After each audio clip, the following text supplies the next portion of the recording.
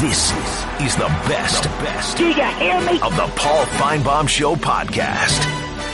And we welcome you to a new week, but the end of a month. Today, the last day of April. Hope it's been a good one for you. Say hello to all of you out there in TV, radio, and wherever else land. We've had a busy weekend. The NFL draft is over. And what a draft it was, especially if you lived in the southern part of the universe. The SEC had the most players taken for the 12th year in a row. Take that, Danny Cannell. And all you other haters out there. Look at this. Listen to this. SEC, 53 picks. ACC moving up with 45. The Big Ten with 33. Remember when they used to run college football. Pac-12 with 30. Would someone hand me a microscope so I can find the Big 12? Big 12, please pick up courtesy phone number 1. It's over for you. Pick up your check and go home. You're done. How about this nugget? When Sean Dion Hamilton was selected by the Redskins, all 11 of the Tide's 2016 season-opening defensive starters had been selected in the last 2 NFL drafts. That's an amazing number.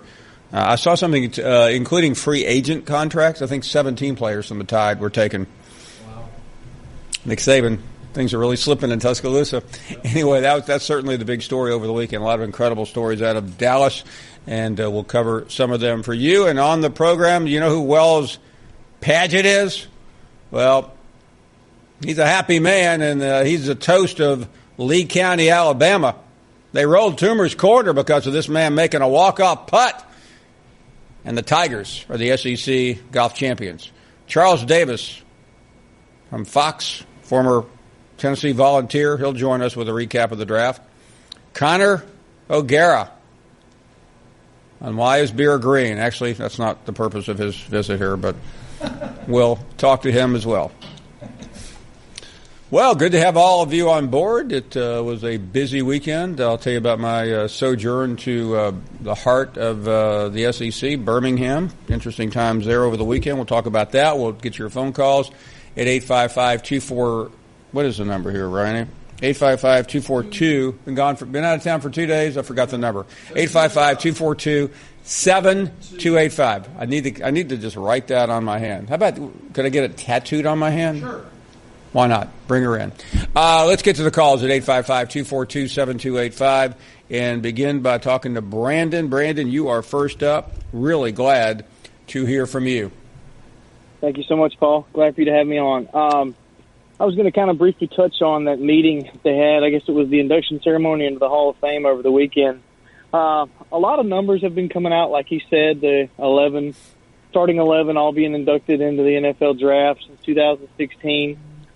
Nick Saban's got more first-round draft picks than losses in his career. Yeah. There's on and on stats. But my question is to you, Dabo Swinney seemed really chummy in that video that I've seen, and a lot of people still believe he'll be the replacement. Some people won't believe.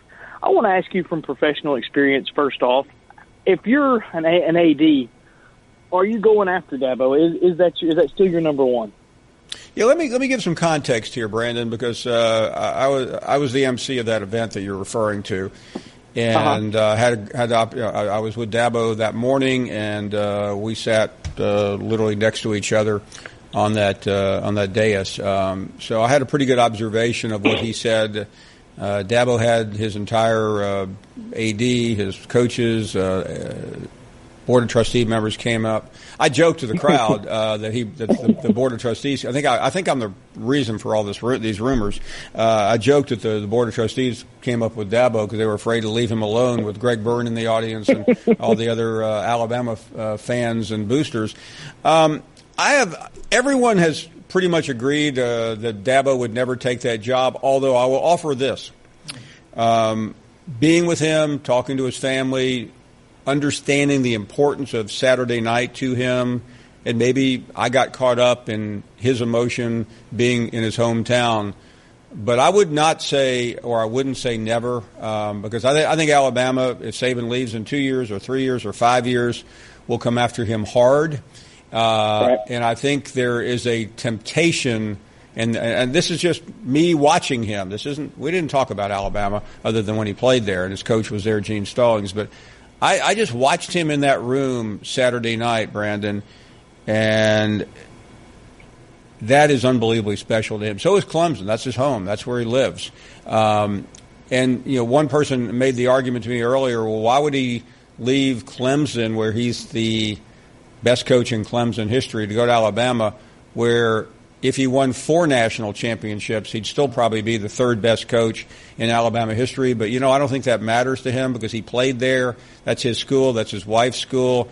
And I think under the right set of circumstances, he could be tempted.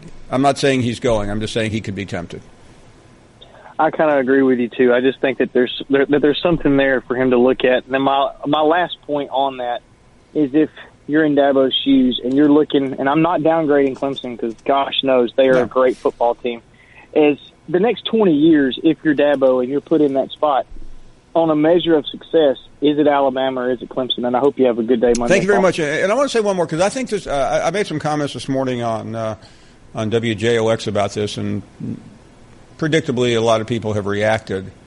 But no one knows. I don't think Dabo Swinney knows. I know he just signed a new $8 or $9 or $10 million a year contract. He's not going tomorrow. And the argument is why would he ever leave an ideal situation? Well, 5 years ago, if you had asked Jimbo Fisher, would you ever leave Florida State to go to Texas A&M? The answer would have been, you're crazy. He turned down LSU, maybe twice. You just never know when it's your alma mater. And Dabo Swinney, with a national championship and with 3 consecutive college football playoff appearances, it's not as if he is unproven. I mean, on his worst day, he's probably the 3rd or 4th best coach in the country right now. He may be higher than that. I made the comment this morning, and I'll make it here, obviously, that he is probably the only person, or the best suited person, I should say, to take Saban's place. I don't think you can move some hot coach in there and do it. Dabo knows the territory. People know who he is. And I think that's why if you brought in Jim Harbaugh or any other big-name coach, they would have a difficult time because they wouldn't have played there, and Dabo did play there.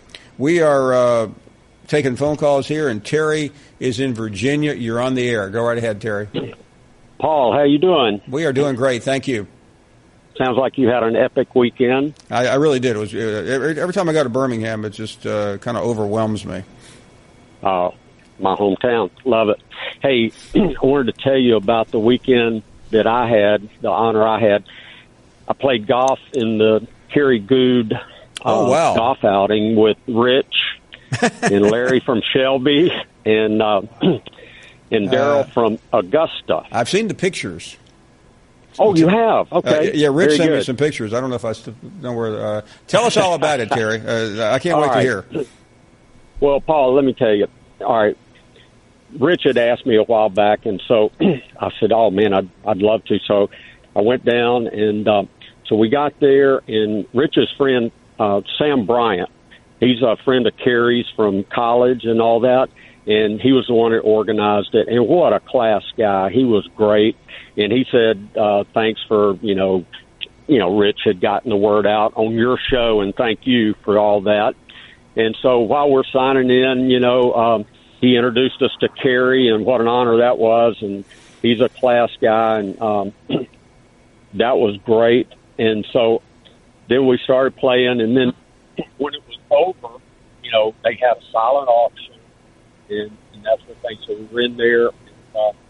One thing that was really cool about it, there were several players that, you recognize, like from Kerry's era, like Cornelius Bennett was there, and we met him, and he could not have been nicer and just very approachable guy. And he said we were listed as the Finebaum foursome. And so that word got out, hey, these guys are Finebaum fans and stuff. And so Cornelius said, oh, you guys listen to Paul and all, and he said, "Tell Paul I said hi." Oh, wow. So I wanted to tell you that. That was nice.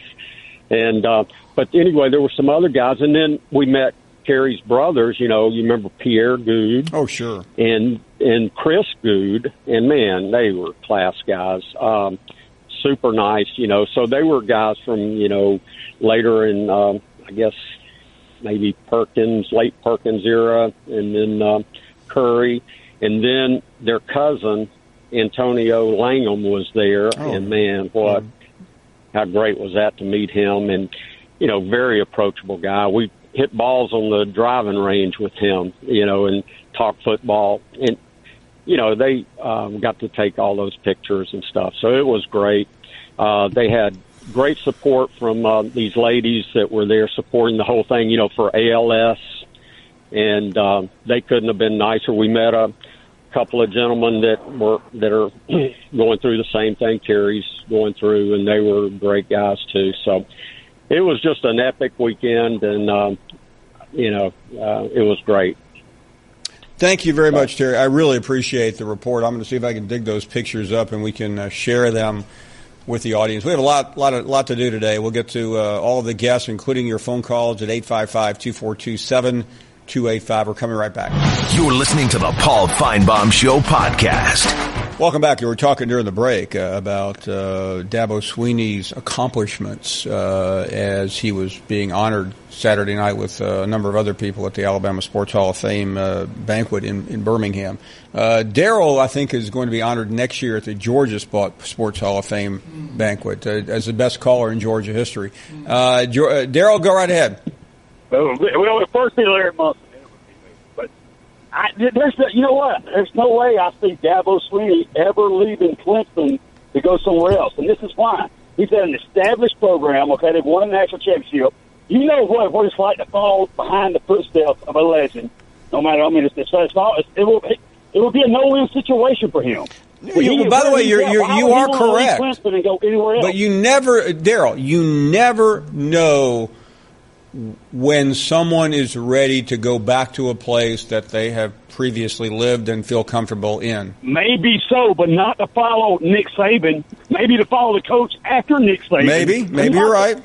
But my only argument, though, Darriel, is that he's the most qualified, though. I probably agree with that. But I don't think there's a dollar amount Alabama can lay on the table that Clemson will not match. I totally agree with you on that. I'm gonna tell you something. Dabo Swinney, you gotta keep this in. You gotta keep this in mind. Okay, Dabo Swinney, nor has Kirby Smart.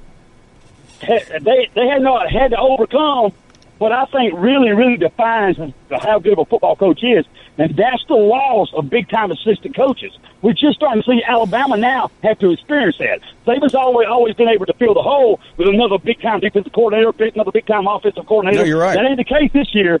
So we'll still Alabama is in terms of coordinators. I mean, they are at a place they haven't been in a long time. Absolutely. And I'm gonna tell you, Clemson. You might go on and piss them in, Paul. I don't see how they cannot make the 14th playoff. They only had 3 players that went in the draft. The first one went in the 3rd round. They have to be loaded. And that cupcake schedule they have, their schedule is easier actually than Alabama and Georgia's schedule. By the rating, by the power strength of the schedule is much easier. Hey, I noticed Georgia got all their players drafted that were supposed to, except for Trent Thompson. Another 5-star bust. I mean, why that guy decided to not come back his senior year, I have no idea what he was thinking. I mean, even if he came back, he wasn't going to go in the first 3 rounds. I mean, when you're out on a dirt road and your eyes are bloodshot and they call the law, your days of going in the first 3 rounds of the NFL draft are over, okay? Big time. But he could at least come back for his senior year. I have no idea. I don't know what he was thinking. I mean, he never lived up to the expectations at Georgia. But I think he signed as a free agent, but then he went under draft to top that off. I mean, what deal? He got nothing. He got no degree. He in the NFL. I mean, it's absolutely ridiculous. Paul, I wanted to ask you about your boy there, Paul. You Notre Dame guy. What does he think about that graduate leaving Notre Dame that was going to Oklahoma and now he's coming to Georgia?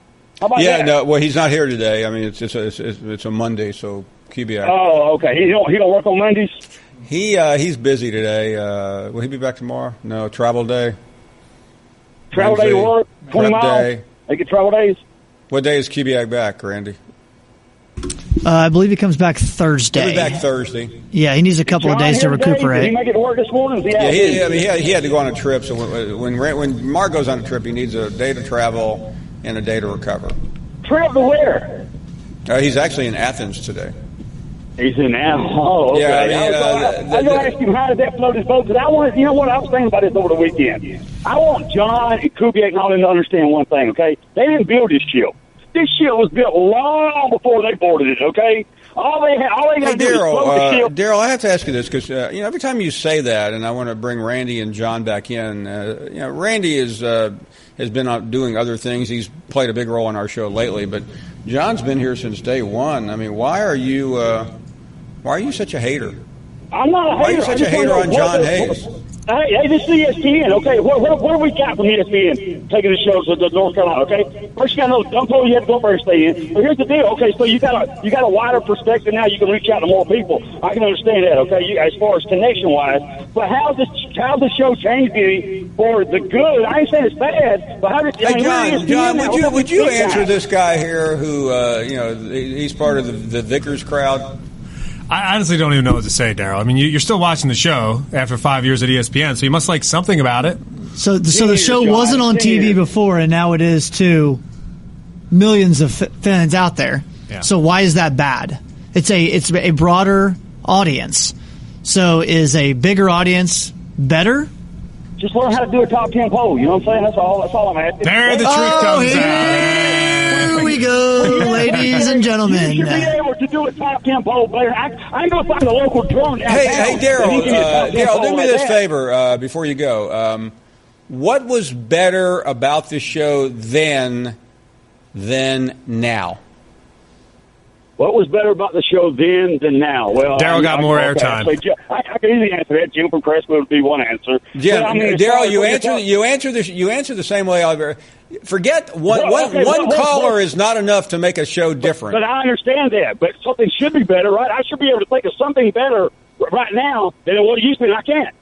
So I ain't saying it's worse. But I can't think of anything that's all you really ever do better. Is talk about how much better the show used to be.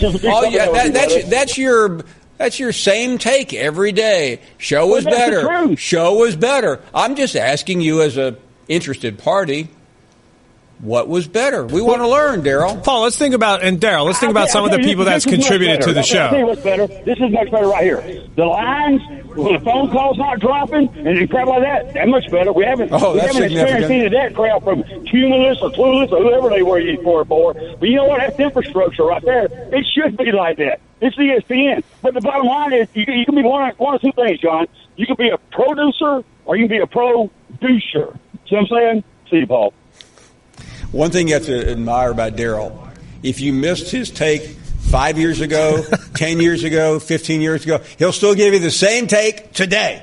It sounds like that he just replayed the same thing that he played for us on Friday. I mean, can you think in the history of rock and roll or modern music, somebody has had like one hit, never had another hit, a one-hit wonder? That is Darryl. Same take every day. Paul, that's exactly why he didn't make the list.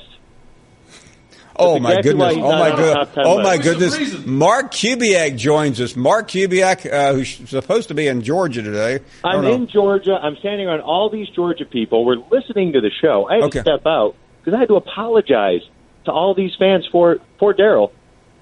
And so I'm coming back in. And that's his school. I mean, Mark is at the University of Georgia today, finishing up something that we were involved with about a week and a half ago. We're doing a project, and Mark went back. I couldn't make it today, but Mark is. So, Mark, give us your take on Darryl.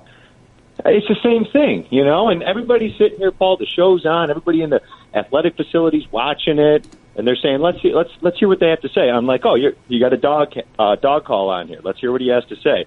And before he started, I told him everything that he was going to say. Oh, Georgia's going to be good. Alabama stinks. Why does John and Mark think they run the show? All the same stuff. Just because he didn't make a top 10 list. All right, there. Here's a top 10 list for you. Your top 10 worst calls. Man. Worst callers. That's it. The worst callers in the history of the show? Yeah, I think so. Would you put Darriel on that list? I think he's top 5 right now. I need Hayes to confirm it, but he's right up there. Yeah, we put the list together. We trolled Mark Darriel on Friday. I don't think he realized it, but I put him on a list with Matt in San Antonio. He had with no Millie. idea that he was getting trolled. And that's the problem today. It's like Darriel for a week now has been so caught up on this top 10 caller list that we specifically made to troll him and get him to react this way, and he's just playing into our hands. And at this point, I'm starting to feel bad for the guy. Just putty in our hands, Paul. That's all Darriel is to us. There it is. We're showing the list now, Mark. This is the top Finebaum Show Caller Mock Draft 3.0. These are the callers that really honestly could work on their craft. We start Joe in Red Bay, Millie in Rolla, Darriel in Columbus, Matt in San Antonio, Ed in Niantic. That group is lumped together in my mind. That's a fantastic group. Of this list, I mean, some of these people on this list I really like as callers. I find Tom in Cleveland to be hilarious. Hi, Paul. Paul, I mean, come on, we know what he's going to say. I think Paul. Buckeye Earl is very Paul. funny. Donnie is growing on me. I don't know if Joe in Red Bay is number 1. That's tough. That's a tough list. I mean, Joe's got to give us a weather report first in North Alabama. That's his first thing he does. Hey, Mark, here's the question. You're down on the ground there in Athens. And, Paul, I'm curious if you think this as well. Are Georgia fans embarrassed by Darriel? Like, do they want to even be associated with this guy? Their cause. They're all looking for somebody better. It's like they have this quarterback that's been there forever that's not really winning games. So they're looking for somebody to step in. So this is a call-out to all Dog fans.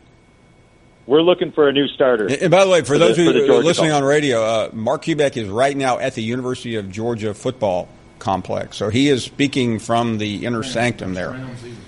We're live. We're live here, Paul. And I'll tell you what, I got to run.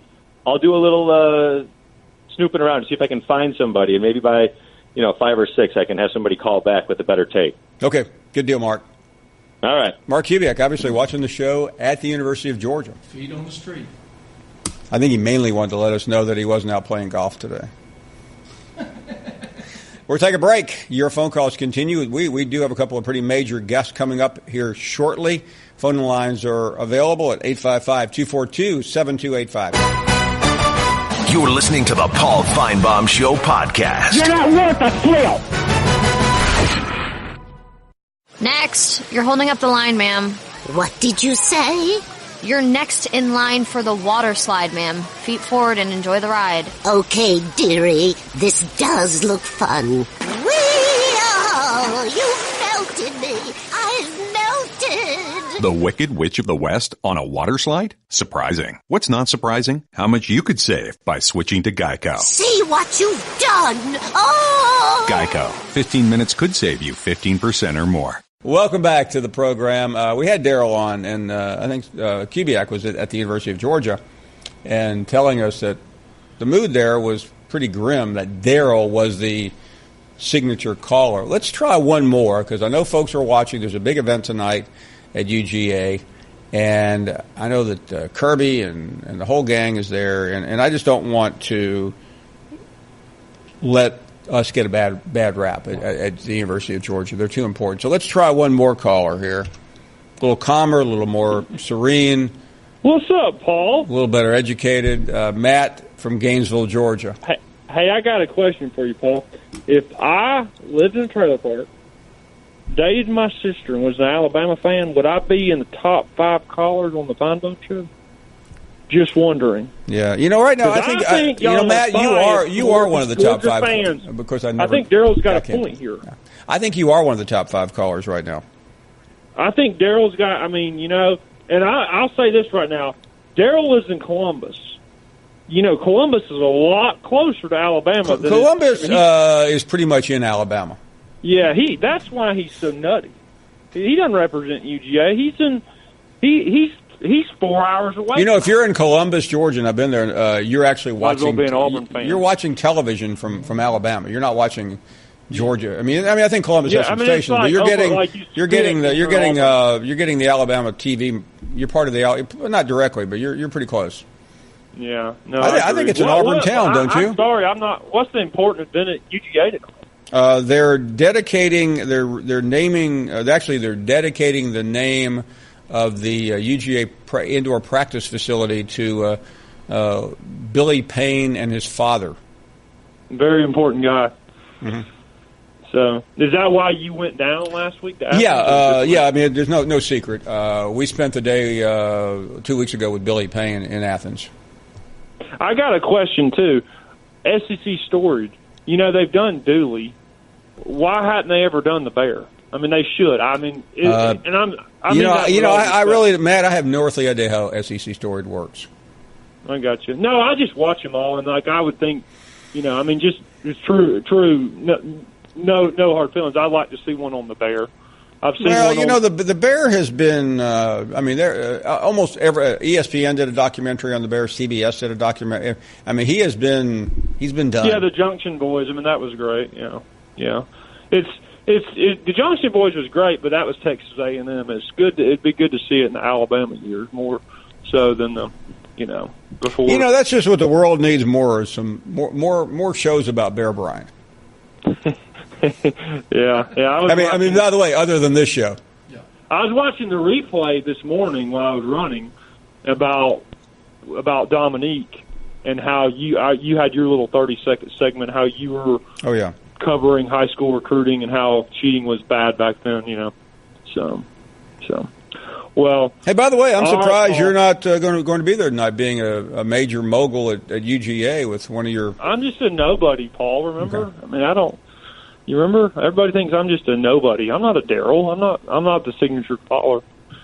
I was thinking you ought to have a tournament bracket. Callers, like 2 Alabama callers. Let me ask you a question, Matt, since we have you on the phone. And are you fairly new to this show? I can't remember. Yeah, fairly. I mean, if you had to come up with your top 5 callers or top 10, where would you start? Outside of yourself, of course. I think Jim. Okay. And just because, he's crazy, delusional, but he gets. Listen, I think you got to base it off. It's not what people are saying is how much they're saying. Yeah. Jim, Larry from Shelby.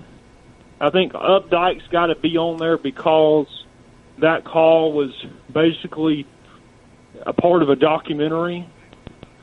I think Tammy, listen, he's Lifetime Achievement Award for the most criminal call ever made on this show, but he's not. That call kind of, you think about it, that call kind of, that was before you hit ESPN.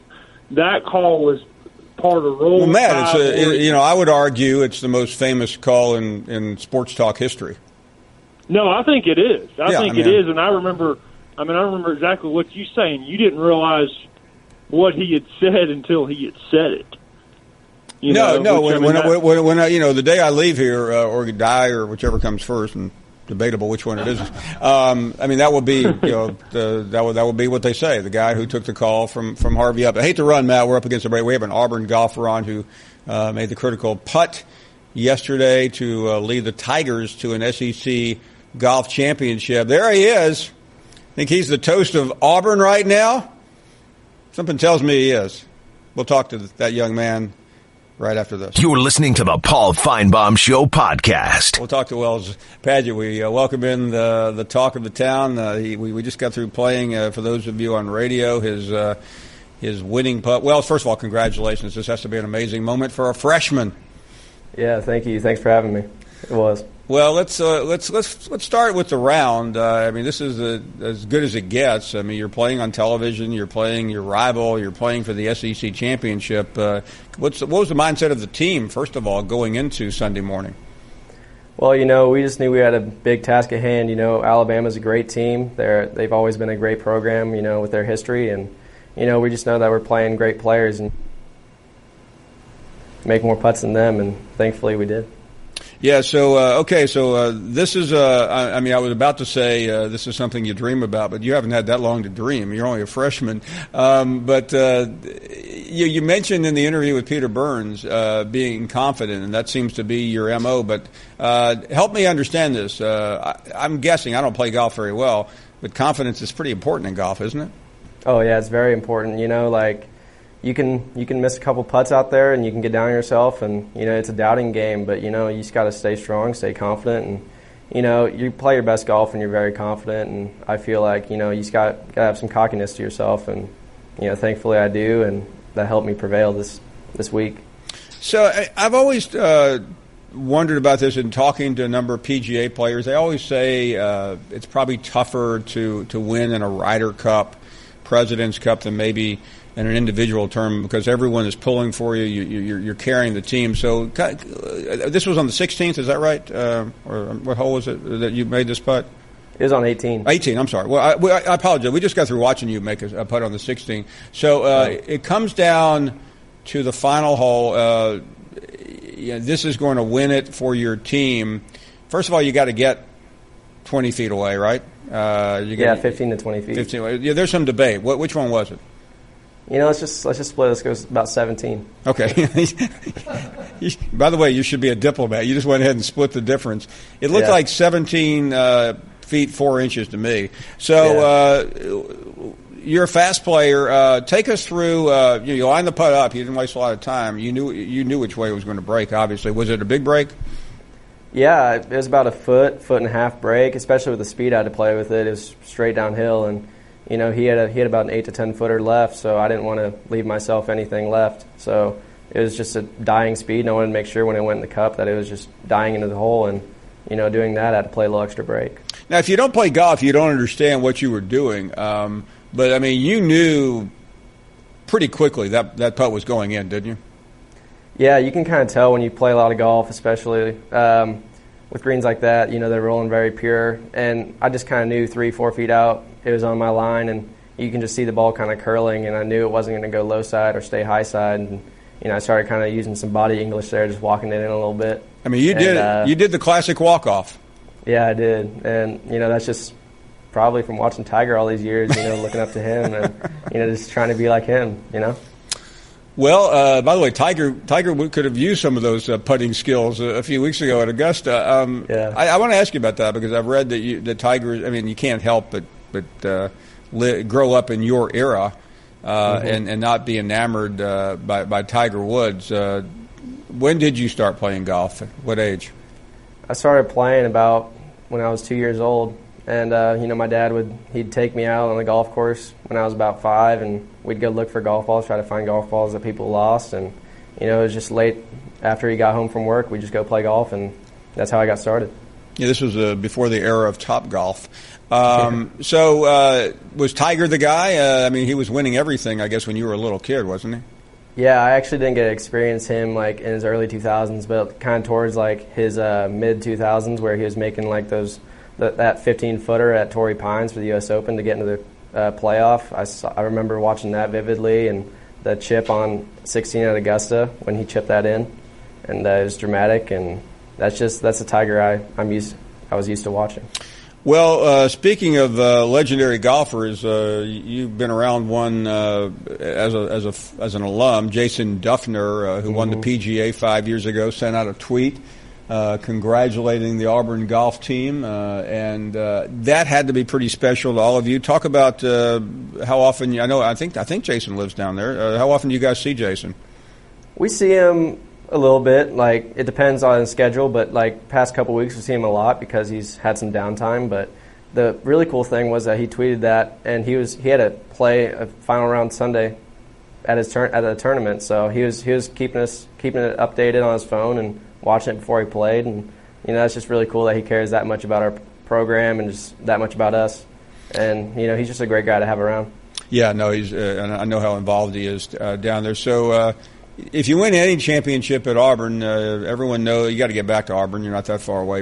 Everyone knows what the next step is, and that is rolling Toomer's Corner. We got a couple of pictures up for those who aren't watching on television, listening on the radio. There's the championship trophy and Toomer's Corner being rolled. What about it, Wells? Have you participated? I mean, you're still pretty young at Auburn. You're a freshman, but this had to be an incredibly cool moment for you.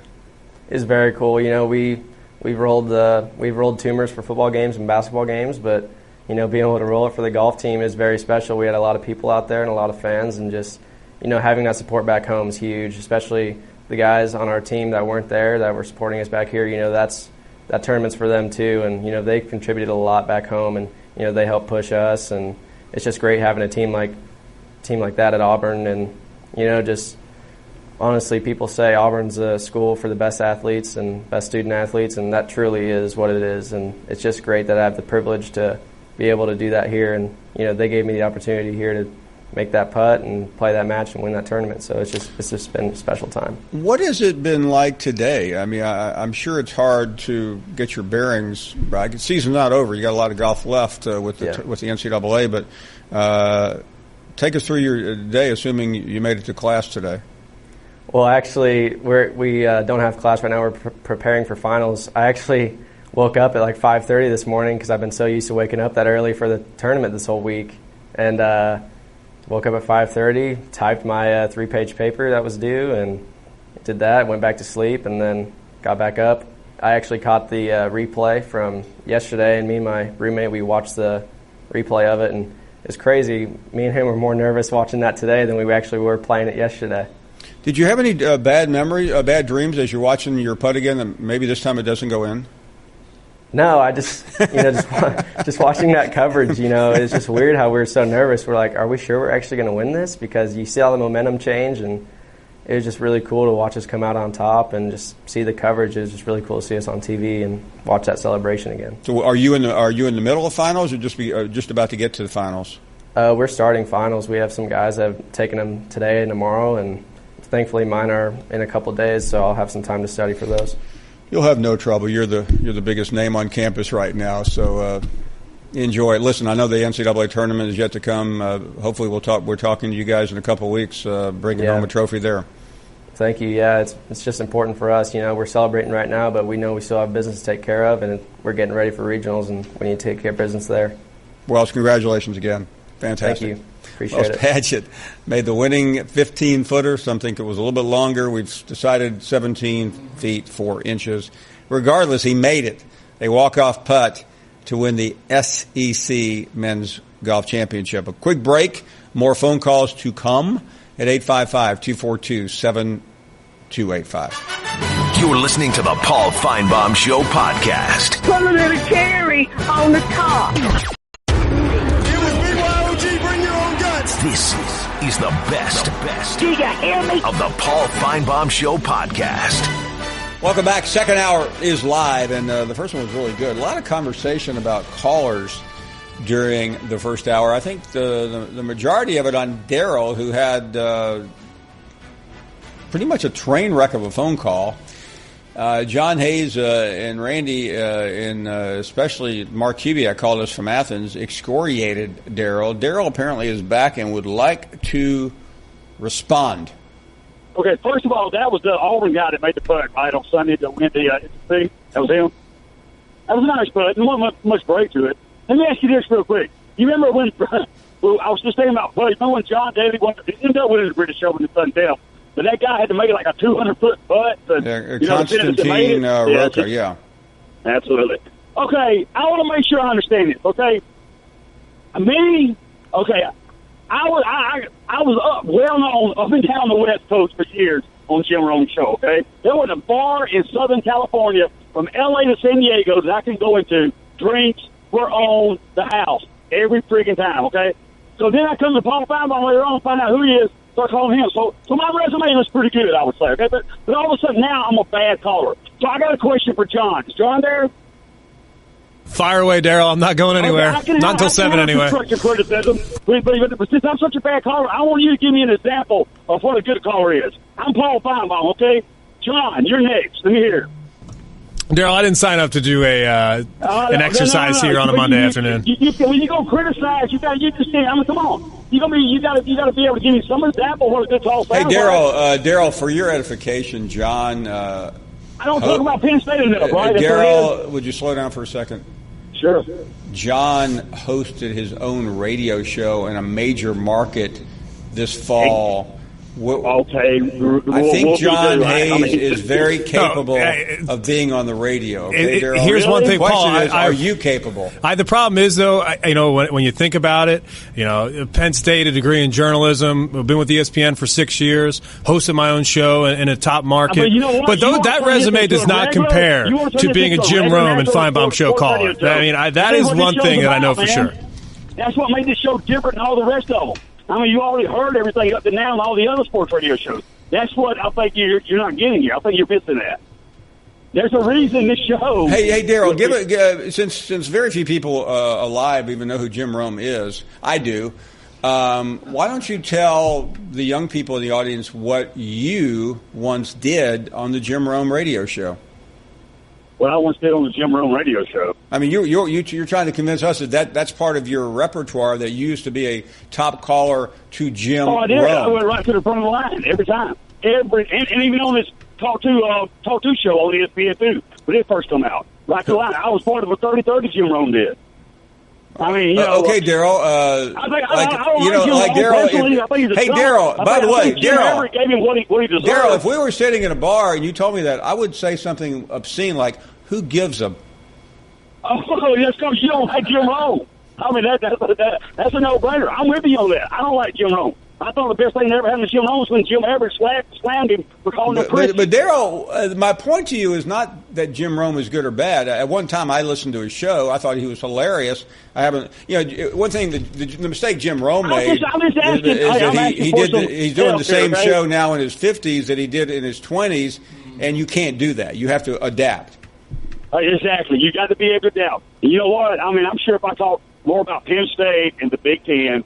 But that's not what this is the SEC show. That's what it was built off of. That's the foundation of it. You built it, But I'm Thanks sure for if I talk telling me more that. about I didn't know. that, the Big Ten, I'm sure that would be a great caller, like Andy from Darriel, Ohio. Darriel, do you know your problem as a caller? I'm going to help you here. You don't communicate. You're like. You sound to me like you're at a Chick-fil-A drive-in in the middle of a hurricane, and you're trying to order, and the guy can't hear you. Why don't you talk to the host as opposed to scream at the host? In the South, you know what a John is, right? What we refer to as a John. That's where you go take a Randy. You know what I'm saying? Speaking of which, what are you surprised that every time you see all the player drafted? It's amazing that I don't see why none of them, all of them end up going to Pittsburgh. That's where they were born to play. Okay, Darriel, I got to break in here because you called in for a reason, and I still don't know what the reason was. Well, I called in for a reason because I want John to give me an example, but he can't do it. He can sit there and bump his John, phone, you want to respond to this? He can't give me an example. He can't show me, so that tells me all I need to know. He goes out to wonder. Yeah. Let's ask Squirrel what a good call is, Paul. He knows. Squirrel does know what a good caller is. Hello, Squirrel. Well, what is a good caller? A good caller to me is inspiring, compelling, comes to mind. Sapient. I was just getting ready to say sapient. That's my word. By the way, that's my word of the day. that was going to be the last one, but those are the attributes I look for in original. Originality. That's Darriel's problem. He's not original. Some of your stars are not making the list too well. It's been Squirrel, kind of amusing the past I don't few really days want to hear listen about what happened the way it used to be, okay? You know what's interesting? Exactly. And I'm sitting here, I'm thinking about it. We use the S word a lot when it comes to calls, and that word is sapient. And it's important. But I'm starting to realize there's another S word. And it's smart. And most of these callers are just not that. And I think that might be the problem here. Darriel's not very. He's not very smart. Joe a real smart caller. And Joe from Red Bay, I love the guy, but he's really just not that smart. John is now handing out. He's going full tilt on this today, boys and girls. Here in the Finebaum class. They're not passing my class. They couldn't pass basic English in second grade. You're producers, but now they're just deucers. You know what I mean? But, don't you realize that Joe is the president of the Paul Finebaum fan club? I did not realize that. Should carry some merit right there. So, I'm not sure if y'all have any members yet or anything, but, I don't know. It's been kind of amusing. But But and Matt definitely from Gainesville is definitely a top 5 caller. There's Jim's disciple. And speaking of Jim, did you go over? Did you take the opportunity, Paul, to go over to Tuscaloosa? And my activities were pretty well confined to downtown Birmingham. Never got out of the downtown area. Well, like I said, y'all need to patch your bridge. Speaking of Jim, I came across an early video of Jim playing baseball and sliding into home plate. I think from the looks of the video, he's 3 or 4. So I guess if he's 40 years old, I guess it'd be 81 or 82. Mm-hmm. So, but it's the early days of Jim sliding into home plate. You can always tell he had Cooperstown potential already. But I sent you a copy on Twitter. Look it up. Thanks for taking my call. Aloha. Clark is up next in Tuscaloosa. Hello, Clark. Hey, Paul. How are you? We are doing great. Thank you. Like, as if you don't get asked that enough. It's been a long time since I talked to you. I got to say real quick before I talk to you about what I want to talk to you.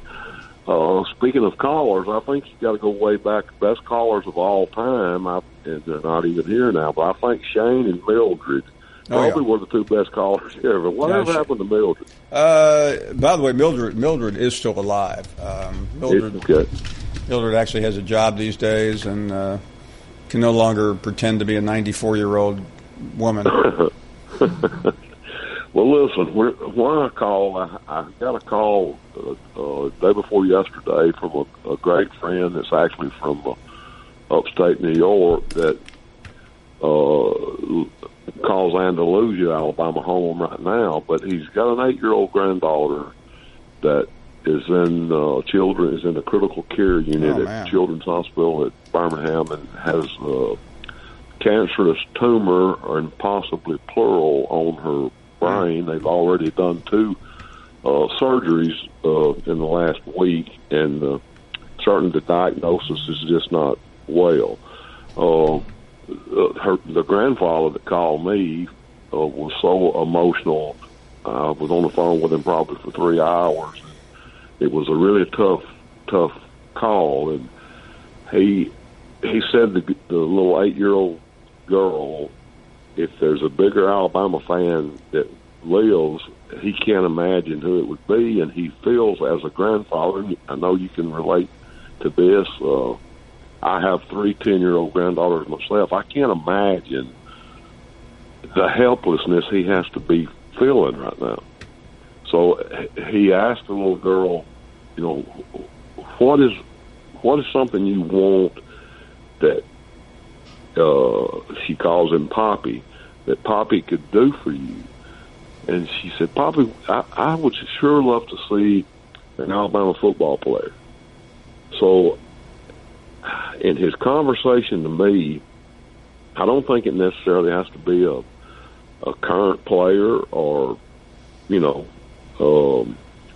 but I've been cussing you when you was writing for the Post Herald, and I've loved you since you put on the radio and the television, but I don't know, because I'm from Tuscaloosa, he thought he could call me, and I guess I could, call Nick Saban up and say, hey, we need somebody to go to Children's Hospital. It don't work that way. Clark, it's remarkable. I was actually across the street from that hospital Saturday visiting a friend, and I wish I'd known. I could have, because I was with a bunch of former players that night.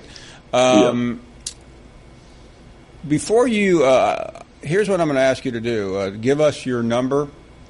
Okay. I'm going to put you on hold here in a second, and then we will try and facilitate something. How about that? Hey, Paul, that would be great. I can't thank you enough if you can, because this is a great guy that I'm talking about, and he through our friendship reached out to me, and I've been in Tuscaloosa all my life, and I've been around a lot of the different aspects of the athletic department, and have known a lot of them through the years, personally. But I've kind of aged out, I understand. Well, I'd say once we get your number, it's going to be at least we have a chain of command or communication, and we'll see what we can do, and have them get back in touch with you, and then you can coordinate it. But we really appreciate your call. I'm not going to hang up on you. I'm going to put you on hold, and we are going to take a short break here. More phone calls at 855-242-7285. You're listening to the Paul Finebaum Show podcast. Welcome back. Glad you are here. So good to have you. Michael is up next. Michael, good afternoon. Hi, Paul. Hey, Michael. How's everything going? Great. Thank you for taking my call. Couple of things, Paul. First off, I have a lot of pain due to orthopedic issues, and it's intractable most of the time. And one way to deal with that is to find meaningful distractions, and your show provides that. Well, that's number one. I'm terribly sorry to hear about your issues, but I am glad that we are helping in some small way. Well, I'm grateful, and I want to thank anyone who has anything to do with bringing your show, because I know I'm not the only one who benefits from that, and I'm grateful. And number two, I have an on-Bud's question for about something Big Dog Matt said from Georgia. Did I understand him to say that it was Alabama that turned Ole Miss in the other day during one of his rants? Michael, I apologize for asking you to repeat that. I was distracted by something. Okay, I'm sorry. What did Matt said what? Did I understand that Matt said that Alabama, when he was talking about Alabama wanting to hire Hugh Freeze and taking the moral high ground, did I understand him to say that it was Alabama that turned Ole Miss into the NCAA? It was my understanding it was Mississippi State. Can you clarify that? Yeah, well, first of all, I can't remember what he said about that, but he would not be the final word. I think in the end, the allegations were certainly more directed south than east. I think so. And two, also, I think a lot of people are trying to reach for a cliche when talking about Dabo, because it's assumed that you don't want to be the coach following the coach. But I don't think that that's necessarily would apply to Dabo Swinney. I think people, I agree, a lot of times say that maybe out of fear of continuation and possibly even the ability and time to exceed what Coach Saban. You know, Michael, I agree with you, and I've covered those transitions before, especially following Coach Bryant. But if it happened today, I would probably agree. But let's look into a crystal ball 5 years from now. What if Dabo Swinney has won another national championship? What if Alabama hasn't? It makes it easier. And you know, whenever Nick Saban retires, whether it's tomorrow or 10 years from now, he still has the most incredible record we've ever seen. But you don't know what the circumstances are, and you don't know what Dabo is going to do. And you don't right now. Dabo's got the ideal administration. Maybe that will change. The athletic director there came from Georgia Tech. Maybe he'll decide to leave and go somewhere else. Maybe the president will change. Maybe there'll be you just cannot predict the future other than to try and speculate. And all I was doing when it came up on this program about Dabo is I was just simply relating what I saw with my own eyes, Dabo being embraced by 1,500 Alabama citizens and him getting caught up in that moment, which, by the way, anyone would and anyone will. But he will still be, even if it's 5 years from now, he'll still be a very young man. And for someone to say, well, he won't be able to match Nick Saban's record, well, no, probably not. That doesn't mean he can't make a run at it.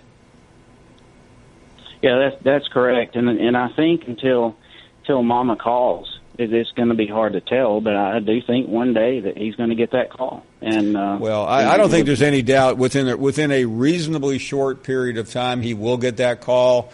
And I know that. And hey, by the way, Michael, best wishes to you. I hope you'll stay in touch with us. Thank you, Paul. Thank you very much. But again, no, you cannot predict. I've learned. Don't ever. By the way, I made an absolute statement 4 months ago. He'll never go after seeing him in that environment Saturday night. All I'm saying is he probably won't go, but he could. Now that I've talked out of both sides of my mouth, let me go back to the calls and talk to someone who never does that, and that is I-Man. And a great afternoon.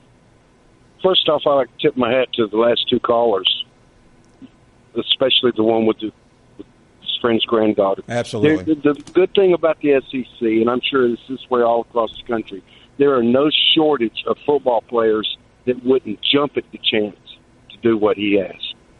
And that's just the way it is. Everybody's always out there willing to help, do what they can, and that's what I love about this show, because there's so many. You hear those stories all the time, and you were talking about a good call, a great call, or whatever. You know, Paul, I don't think a good call is any of those things you and Squirrel were talking about, or John, or anybody. I think it's not great. It's not sapient. It's not smart. A good call is like it's just, you don't know what it is. It just happens. And well, you know what I think a good call is, I-Man, because I feel like I'm in a position to judge.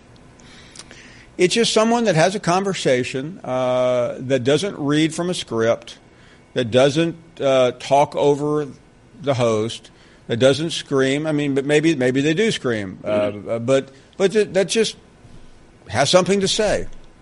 This is what really screws up a call. When it's scripted, people try to be entertainers and go off the chain as to who they aren't. They need to be real, and if they happen to have a comedic value, that's just one of those things that fits. But it doesn't always work when you try to make it. It just happens. It's a freshman making a 17-foot 4-inch putt. It's a guy that pops the baseball over the shortstop's head, and the guy comes in and scores a winning run. It just happens. And it has everything You're absolutely right about that. With the timing of what's actually taking place on the show. A good you just said something important, man. You know what? One day maybe we'll just have a caller seminar, but I think a good caller needs to be adaptable. And I realize you may call an hour ago wanting to talk about the NFL draft, but if we're talking about something else, it's better if you can move with the program than just completely ignore an hour of conversation and just stay on your own topic. Well, and that's what's wrong with a lot of the cookie cutter shows out there today. It's 23 minutes of this, 17 minutes of that. It changes topics, and I think all of your better known callers, your regulars, for the lack of a better word, everybody's had a great call. Everybody has had good calls. There's people that nobody even knows. There's been good calls all the time. Oh, I don't know. I can think of a couple of people that have never had a good call. Well, but at least they had one call that was better than the other 99. And I don't think a good caller has to call back 3 or 4 times a day. I think the only way to measure a good caller, I-Man, is if they call at least 6 times a day. Well, I forgot. We're only talking about one person there. We're just one person, and he likes those big words. But it is what it is. But Paul, I love this show because it's entertaining. It's entertaining to me, and it makes me laugh, and it makes me smile. And I'm like everybody else. I'm tired, overworked, all those kind of things. I live life, and I've lived it for a while. But it's fun. This show is fun, and on its worst day, it's better than 99% of the other folks out there on the airwaves. Have a great day. Meanwhile, keeping up with a great Twitter feud right now between John Hayes and Darriel. Worth the price of admission. We'll take a short break. Tammy will join us in the next half hour. That's right, Tammy alert. Also, Charles Davis, former Tennessee Vol, now Fox broadcaster, will get his take on the NFL draft. Coming up next. You're listening to the Paul Finebaum Show podcast. You're not worth a flip. I'm a one-trick pony. Literally. I show up at kids' parties and act cute. That's pretty much it. So excuse me for being bitter. When Geico says not only could we save you money on car insurance, but we do more. Like give you 24/7 access online, over the phone, or even via our award-winning mobile app. Well, ooh la la. Aren't they multi-talented? Hey, I said organic carrots. Geico. Expect great savings and a whole lot more. A lot of things are happening, both at the University of Tennessee, our next guest's alma mater, as well as the NFL draft. Our good friend Charles Davis from Fox. Charles, it's been too long. How are you, my man? I'm doing well, Paul. It's great to hear your voice again, and I think I know what the deal is. I've got to get back to calling college football games to talk with you more, right? Yeah, listen, I know you've got a great gig, but we really miss you in the college football space, as we say. Let's start with college football for a second, Sure. Especially at your alma mater. Philip Fulmer is back, and he hired Jeremy Pruitt. Most people seem pretty happy. Yeah, and I don't think that is incorrect at all. In fact, with all the twists and turns and trials and tribulations to get to Jeremy Pruitt, in a lot of ways, I think people feel like Tennessee may have come out ahead. Now, I just want you to know that on the record, I thought that Greg Schiano, in a lot of ways, was exactly what my university needed. We've gotten to be I was never the toughest guy that's ever played the game. I'm a lot tougher than what people think, but I wasn't this hard-nosed, stone killer type guy. And I had a few teammates that were, like all good teams. But I think overall, the toughness factor of the Tennessee Vols is you could question it a little bit in recent years, especially last season. And Schiano would have brought that to the university. I thought he got a raw deal in a lot of ways because the reason that he didn't get hired was for some trumped-up report that he's not even really in. But moving on from there, to end up with a Jeremy Pruitt who understands the SEC very well, who understands winning football. I had two very prominent Alabama alums that are in the NFL come to me privately and say, listen, do you know him? And I said, I've not had the pleasure of meeting Jeremy Pruitt, which to me, Paul's an upset in and of itself. There's someone that I didn't know. I know of him, but we haven't met. And that sounds arrogant, but you understand where I'm coming from. Sure. And the second part of it is, they said, okay, when you get to know him, I think you're going to be very happy he's your head coach. And they articulated their various reasons why. So I've got nothing but high hopes for him. I'm rooting hard for him in my alma mater because it's time for us to get back in the game. All right? We should have been in the game in 2015 and 16, and those were opportunities that were laid on a silver platter that were not realized. Great stuff from Charles Davis. Charles, let's flip to the draft. And, there's so many angles to hit, but I want to ask you first about Baker Mayfield. Certainly, that was the biggest topic of conversation and quite a bit of dissent. Where are you on him? I had him as my number 2 quarterback going into draft night, Paul. I had Sam Darnold ahead of him. I just thought that Darnold, with a redshirt sophomore, just a tad more size, a little more of that so-called upside. But I don't know that Baker Mayfield has maxed out everything. I think that, this kid, how angry he plays. But there's one thing about him. When the game's on the line, he gets it done. Go back and look at all these quarterbacks and see what they did in the fourth quarter of games during their college career. And far and away, fourth quarter, and I'm talking about games that are in question, one-score type games, Mayfield's numbers dwarf all the other quarterback contenders we had in there. There is something to that. There is something to a kid when the game's on the line gets it done. And I think we saw him do that in Knoxville to my Volunteers, a couple seasons ago. He's done it to a number of teams.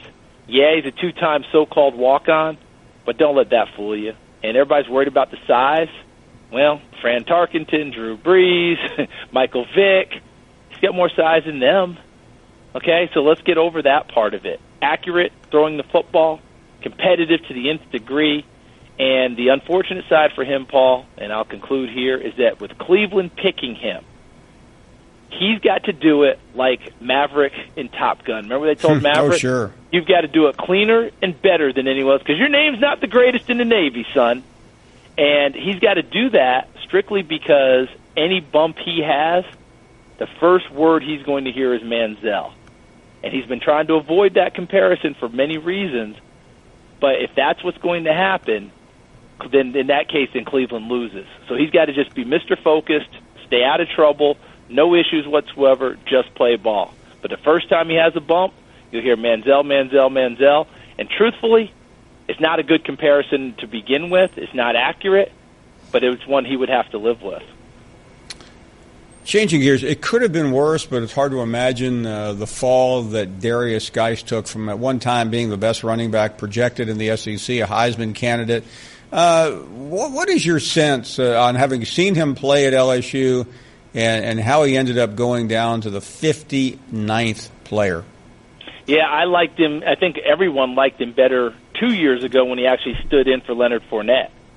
That was when he was at his most dynamic, Paul. And he actually suffered a little bit of what Fournette did his last year, some dings, right? So he couldn't be the same Lamborghini he had been the year before, but he's thicker and bigger than probably what I think people thought. I think, when he was there and Fournette was there, he looked like a sylph next to Fournette, but don't most of us? And then you realize this is a pretty well put together young man, and he can play. And his fall is not because of the on-field talent. He ran into some bumps off-field in some meetings with teams, in some interpersonal relations, in some things that teams didn't like about what was going on with him, and that started it. In fact, I feel bad because we talked about it on his draft night, which was the second round, and my colleague Mike Mayock had just gotten done articulating why he was still on the board. And the way the draft moves, you don't often have enough time to flesh out everything, so I felt horrible. But my next question was going to be, well, Mike, if it's that bad, how far is this going to go? And do you realize, Paul, he was the very next pick by Washington? That's amazing. So the kicker to all of this is, and this is an absolute straight-on-the-table truth, at one point, my last mock draft, I had written in the name Darius Geis at 13 to the Washington Redskins in the first round. That's amazing. And I wasn't alone, I don't believe. The reason I did that was because I knew Washington really needed a runner. That was a big deal for them. And there was a lot of discussion about them going against the grain. So it just ended up working out that he went there. But they need a runner in a big way. And I figured he was one of the top, 2-3 running backs in this draft. It made sense, and I thought that he fit them a little bit better than maybe Sony Michel did. And now, let's state the obvious. Alabama had 12 players taken. I think I read today 5 other players signed free agents. That doesn't mean they'll play. That just means that someone thought they were at least good enough to sign. That's 17. Charles, I mean, I know it's a cliche to say, how does this team ever lose? Well, they really don't lose very often. No. But still. Yeah, and here's the thing about it, too, Paul. Think of it in terms of this. It's not an accident that it happens year in and year out. And when we talk about the best teams every year in terms of the number of players going into the draft, as a general rule, we're talking about the same teams every year, aren't we? Alabama, Ohio State, right? USC. People who put these guys out there, these programs that are stable, churn guys out. But you just mentioned the free agent number of guys. Don't be surprised if a number of those guys make teams. Because the one thing about Alabama kids, yes, they are 5-star recruits. Yes, they are some of the best in the country. But while they're at Alabama, they get coached really well. I mean, and that's one of the things I think that drives Coach Saban just a little bit crazy. Because if you ask scouts around the NFL, one of the things they'll say when you go, well, you got to tell me something that you worry about with an Alabama kid. You know what they always say, Paul? I don't know that there's any more jumps they can make. They've already they've coached them as high and as hard as they can. I think what you see is what you get. Well, what you see is what you get is usually a 5, 7, 10-year player in the NFL is going to be pretty darn good. That's awfully nice to have. They always talk about floor and ceiling in scouting. But the Alabama kids' floors are almost always higher than most people's, even if their ceiling isn't as high because they think they've been coached so well. That's a pretty good credit to the Alabama staff and how they do things. It's amazing. Charles, it is always a pleasure. Wish we could find you more often, but you work for some network that we can't ever seem to get through to you. But we appreciate your time, as always. You got it, Paul. I'll give you the private number, okay? We can talk any other time. Please do, Charles. All right. Thank you. Great to have you on. Charles Davis, one of the best out there, former Tennessee Vol, now with Fox, of course. And we are going to take a break. More to come. If you're with us during the intermission here between commercials, we are going to have another caller list revealed. Also, Tammy coming up here in the next few minutes. You're listening to the Paul Finebaum Show podcast. Welcome back to the show. And Tammy is next. Hey, Paul, I want to clear up something from Michael from Athens right quick, please. I want to clear up Michael. Yes, Alabama had something to do with Ole Miss and Hugh Freeze. There's no doubt. I don't even know why people keep calling Paul Show and asking. You know it. He knows it, and he won't admit it because, I got a man crush on Sabernator down there and everybody else down there. So don't be calling in here no more. We all know that Houston Nuts and Nick Saban's attorney or whatever y'all want agent is the same man, and they worked together and got done because Ole Miss beat Alabama 2 years in a row, and they could not handle it. That's the reason it all went down.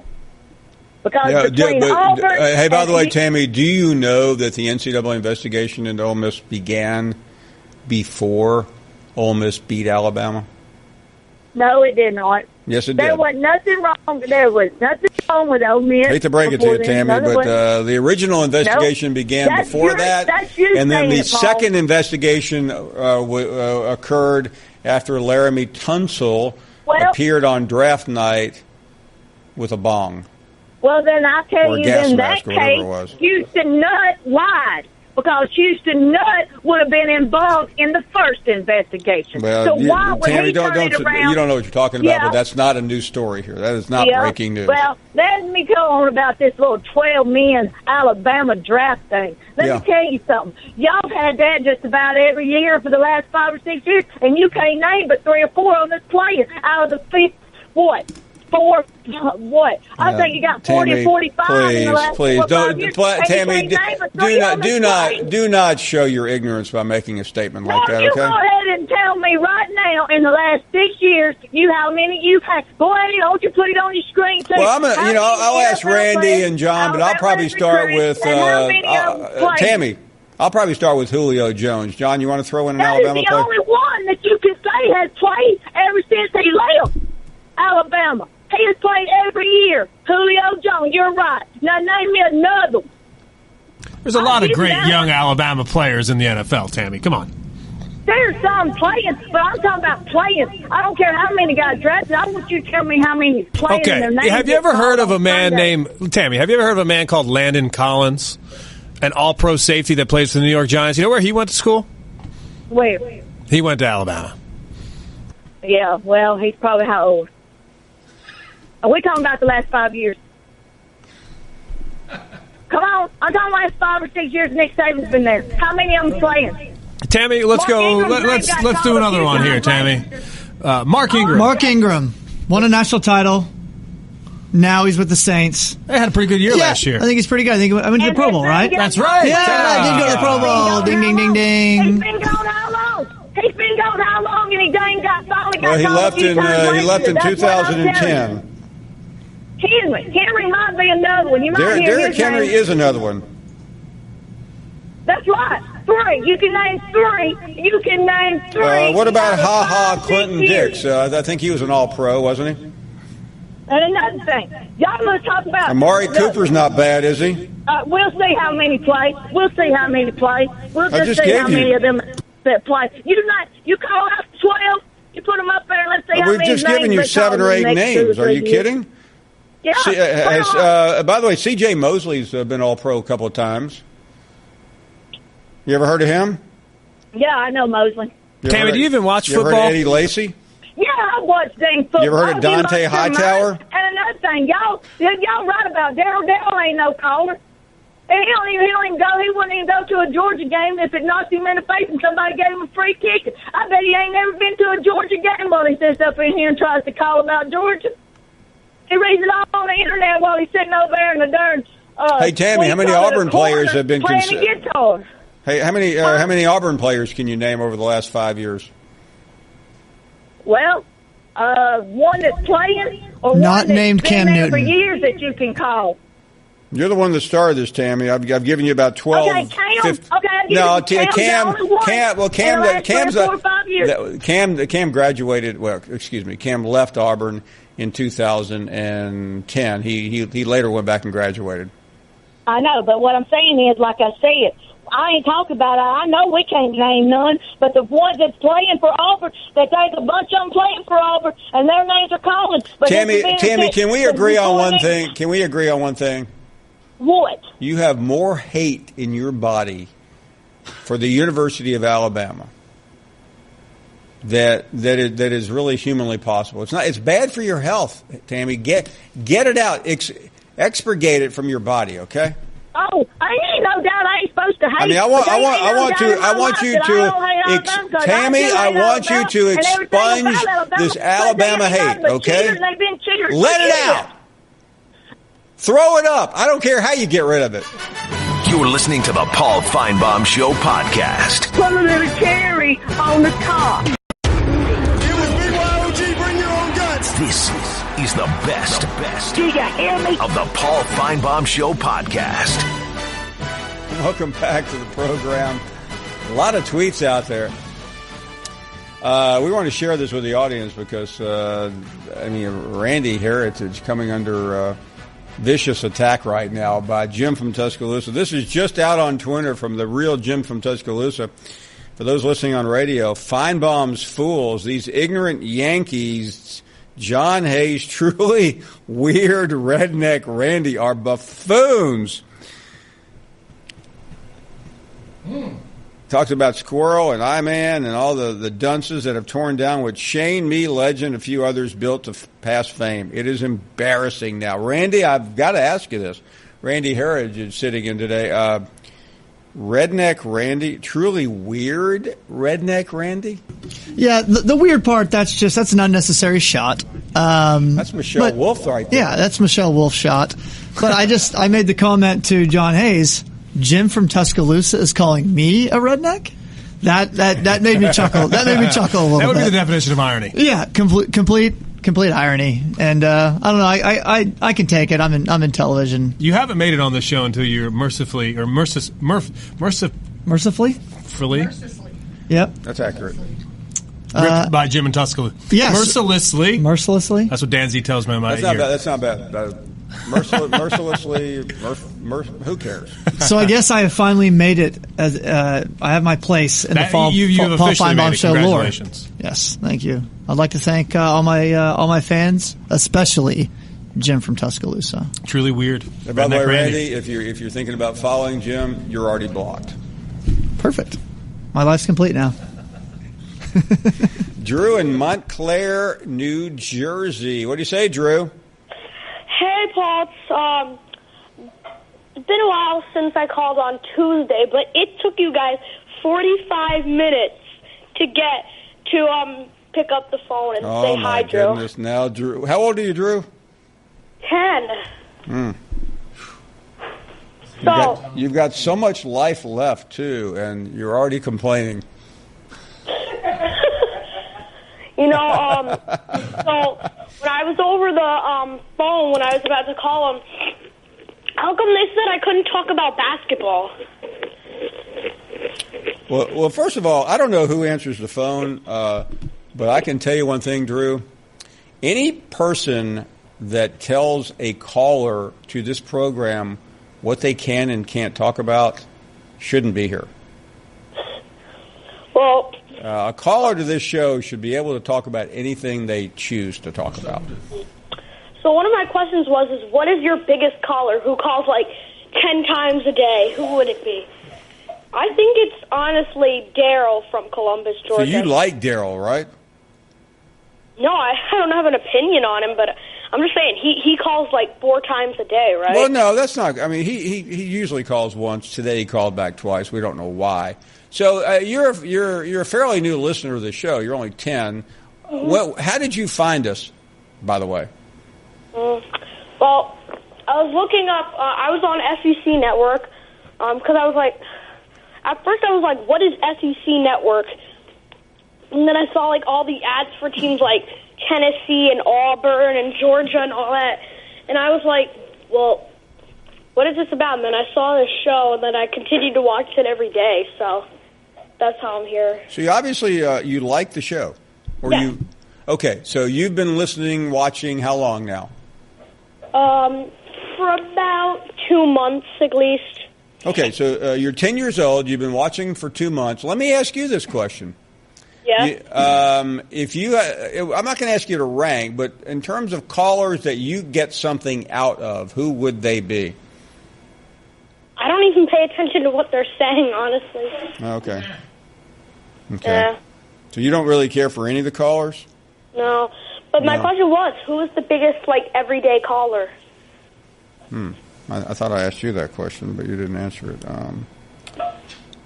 It depends. Drew, right now, you may be well on your way to becoming the best caller on the show. You're so objective. You're fair-minded. I'm talking about, that's definitely true, and thank you for saying that. But, you're but humble. What I'm looking for is a person who, who calls the most on the show? I think Darriel, the guy from Georgia, what's his name? Matt, he calls a lot. I-Man calls. He's a regular caller. Squirrel's a regular caller. Bobby. Millie. Do you know Millie? No. I know all those guys except for Millie. Millie is an elderly woman who calls in from Missouri.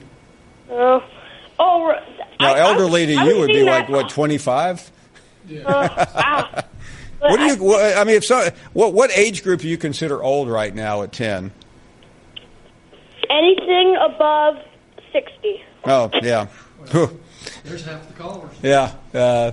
So 60 is pretty much archaic, right? Yeah. Well, by the way, I agree with you on that. I think it's crazy, though, that by the way, should 60-year-olds be allowed to live, or should they just be sent off to some camp? No, they should still be living. Okay. They shouldn't be sent to, a senior camp. No. That's if you're really, really old. But when I was watching By the way, the show, how old are your parents, Drew? I think I don't even pay attention to that, but I think 45 and 47. Hey, look, Drew, I just asked you how old your parents were, and you say you don't pay attention. I think at they're 45, your parents, okay? Yeah. By the way, do you have grandparents? Yes. And they would be in their 60s or 70s? Yeah, most of them are in their early 70s or late 60s. They're okay, aren't they? Yeah. I bet, yeah. Well, one actually lives 10-year-old. in Montclair, and when a snowstorm came, the tree fell on her car. This was in February, and it's taking these people forever to fix her car. It's ridiculous. Now, whose car got injured? Yours? No, our grandma's. Grandma. But now, do they live in New York or near you? Jersey, right in Montclair. Montclair, sure. Everybody lives in Montclair. Well, what I was going to say, a few minutes ago, but that one lady from Alabama, she came in with such a bad attitude. That Tammy? Yeah. Why was she arguing? Why was she dissing Alabama and whatnot? Well, she hates Alabama. Why? But that's where that's where she lives. Yeah. Well, you have not gotten to this point in your life yet, Drew. You're 10, but she's an Auburn fan, and she's tired of being ridiculed or losing to Alabama, even though they did beat Alabama this year. So she has this hate. Don't follow Tammy's lead, okay? Be a positive person. Yeah. It's like mentor a kid day for me. About basketball was, how long does it take them to find out the schedule in the SEC or just in the NCAA in general? Well, the football schedules are already made. The basketball schedules for next year probably have not been complete. Basketball schedules usually run pretty late. Wait, but are they probably finding them out now? You're pretty close. By the end of the spring, you know your basketball schedule. Hey, by the way, do you play basketball? Is your sport, right? Yeah. Okay. Yeah. Mm-hmm. Also, I was asking if I wanted to know what the the LSU football schedule was. Wow. Okay. Is it easy or is it hard or is it the LSU football schedule is extremely difficult. Oh, well, let me see it as it pops up on the screen. Yeah. Well, I know they're playing Alabama, right? Okay, you'll get it in about 7 seconds. It takes that long for the horse to gallop all the way to Montclair, New Jersey. Let me know when you get it. So if I'm in, okay, So if I'm in Montclair, if I'm in Alabama, it will only take like a second, right? Actually, it takes the same amount of time to go everywhere. Really? Not to teach you about television, Drew, but what's this, going up in a signal? Hits the satellite. Okay, it like leaves our camera. It leaves our camera right here, and it goes up to a satellite in space. Okay. And then it comes back down. Now, I see it in real time because I'm here, but it takes, about 7? It takes about 7 seconds to go up into outer space and then back into are you on cable or satellite? Cable. Okay. So, right. Same thing. It's not on the screen anymore. It's not on the screen anymore. Well, that's okay, Drew. We actually decided to remove it. That's okay, Why? Isn't it? Why? Why? I wasn't like reading it. I'm gonna rewind it actually on the no, Drew, it's back now, okay? All right. So you said the first game's against Miami. Now, usually a good college football team, their first game will be against a team like Austin P or I don't know, Grambling State, or a very easy team. But no, they're starting with Miami. That is a very tough game, Drew. You would agree with me, right? I don't even know what SC Louisiana is. Auburn hard, Louisiana Tech hard, Ole Miss is okay, Florida's okay. That's Southeast Louisiana. Right, Drew, I don't mean to interrupt, because you obviously follow the SEC and I don't, but Miami's a difficult game. At Auburn is a really tough game. At Florida will be tough. Georgia will be brutal. Alabama, that's going to be brutal, too. Yeah. The only really easy ones are going to be Rice and Louisiana. That's about it.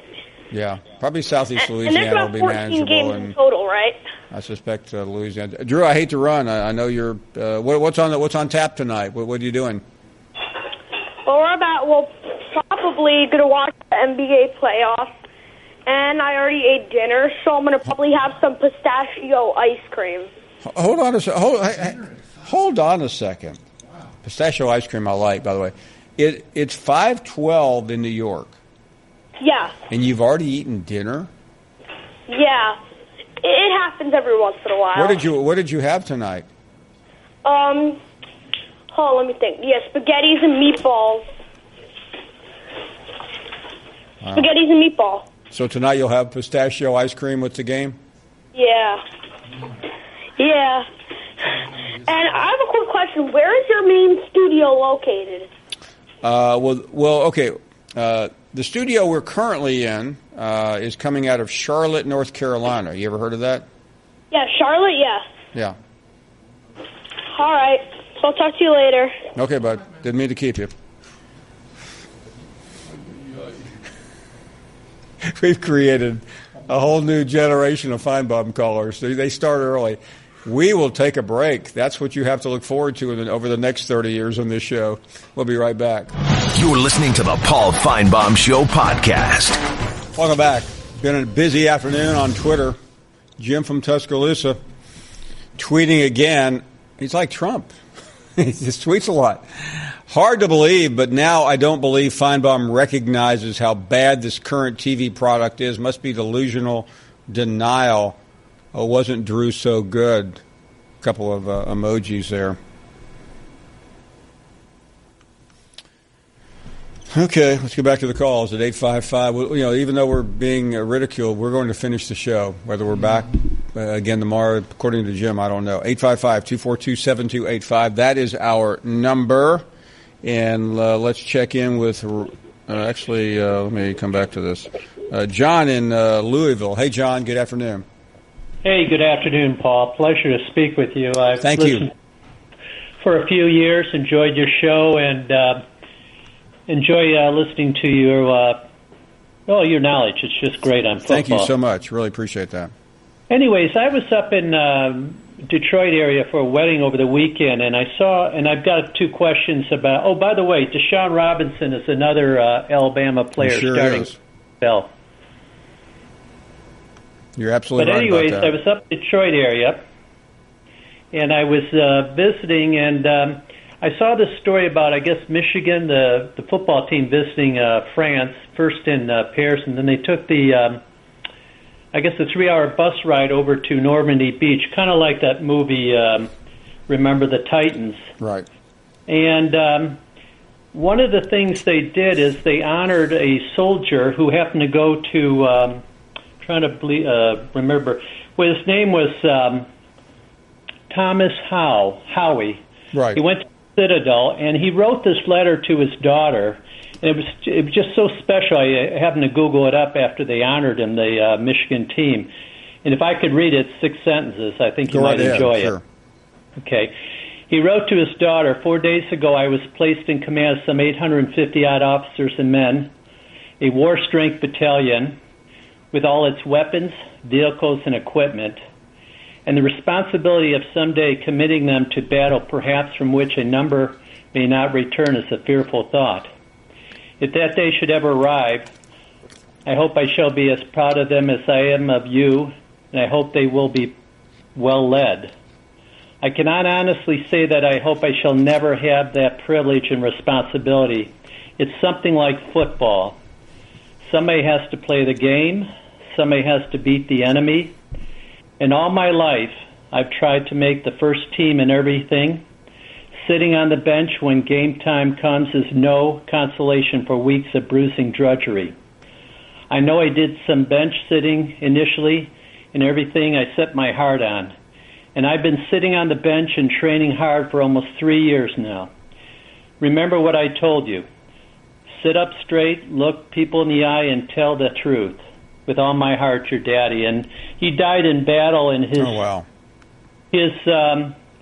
battalion carried his body into St. Lo, flag draped, and laid it next to the church, and they went on and fought the Germans. And I thought, what a great story on life and on football. And I just thought, and Harbaugh's team, they honored him. Is that what you're telling me? Yeah, the team pulled out some flags and they held a ceremony just for this one gentleman. Yeah, I want to say this, John, and listen, I've had a lot to say about Jim Harbaugh, and there's quite a record to support that. But I said this last year on ESPN. I'll say it again today. I thought what he did last year, taking his team to Rome, and it was extraordinary. It was educational. It was something that to me is the embodiment of what a well-rounded education should be. And I thought the meeting with the Pope was just heart-wrenching. And I would say the same thing about this. Every school can't do this. I think Harbaugh is unique in this way. I think these young men are getting the education of a lifetime, and stories like yours, I think, bring it home. And I happen to be a big fan of what he's doing here. And I know a lot of people out there want to throw rocks at us and saying that's all we ever do is criticize Jim Harbaugh. That is not true. This is one place where I think Jim Harbaugh has been a trailblazer. No, I think you're always fair and candid, and I just thought what a humbling experience for these young men to walk around a. No, I agree. I've never been there, and everyone has that list, John, of places that they would like to. And I've been to France. I was unable to get over to Omaha Beach, but it's someplace that we all have relatives that fought there or know someone who does have relatives, and I give Jim a lot of credit for doing this. Yeah, I guess you could put it this way. It was so humbling for them to see men of their same age who fought for something bigger than themselves. That is such a good... Listen, I am so happy you called and shared that with us. I have two questions.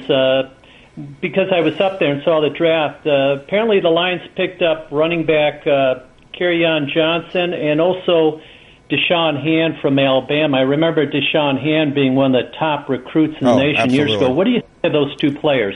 Yeah, I mean, if you had told me before the season that Deshaun Hand would have gone at that point of the draft, I would have been shocked. I don't know the circumstances, but I do know he's a really good player. And Kerryon Johnson, I would say something similar.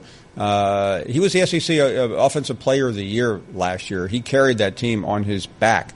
And because he was injured, I think it put Auburn at a disadvantage in the SEC championship game. I think you got two great players there.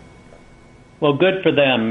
Just a pleasure to speak with you. And that young man you had on earlier, he quite impressive for a 10-year-old versus some of the other guests you have on the show, I'll tell you that. That would be one of the most charitable statements I've ever heard, John. Thank you. Be well. God bless. What a great call. What an incredible call. Johnny is in Orlando. Go right ahead, Johnny. Hey, Paul. How you doing? We are doing well. Thank you. Well, good.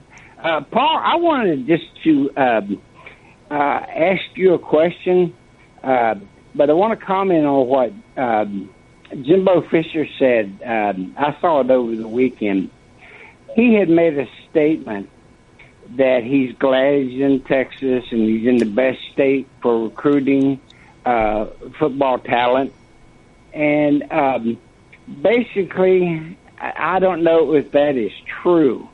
Because if you take Texas and take Florida, Texas is 3 times the size of Florida.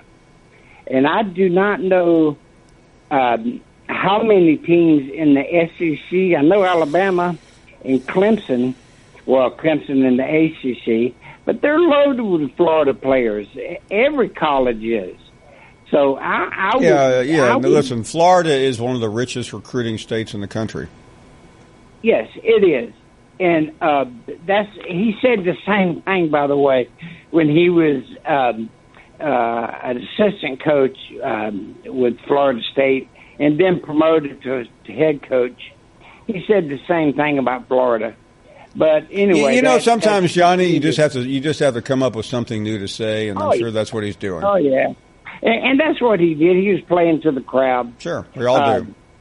But I wanted to just say something about Darriel. I've been on the phone for quite a while, and Darriel came on, and I was trying to think of something intelligent and that would work. Yeah, and I bet you couldn't.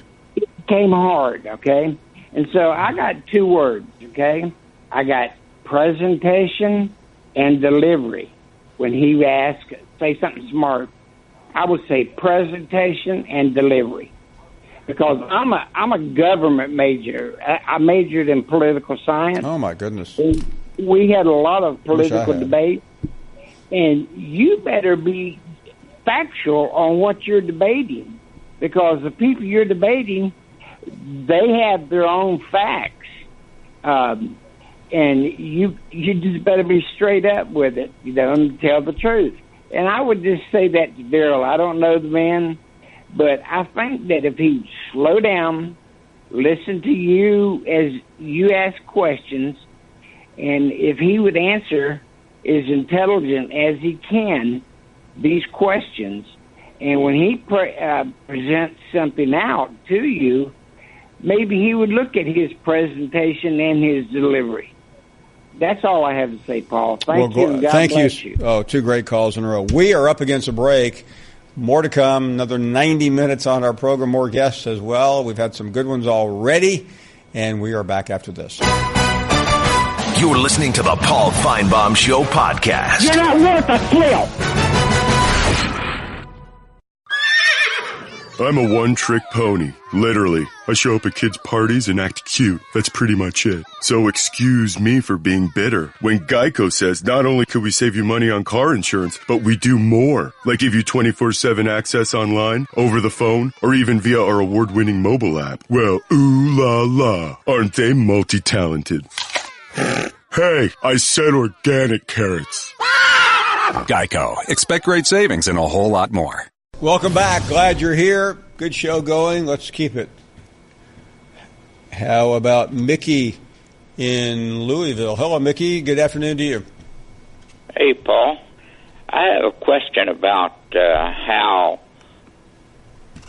schools like the Michigan football team, the Kentucky basketball team, are allowed to take their teams abroad without other teams like ladies basketball and all these other teams being offered the same benefit.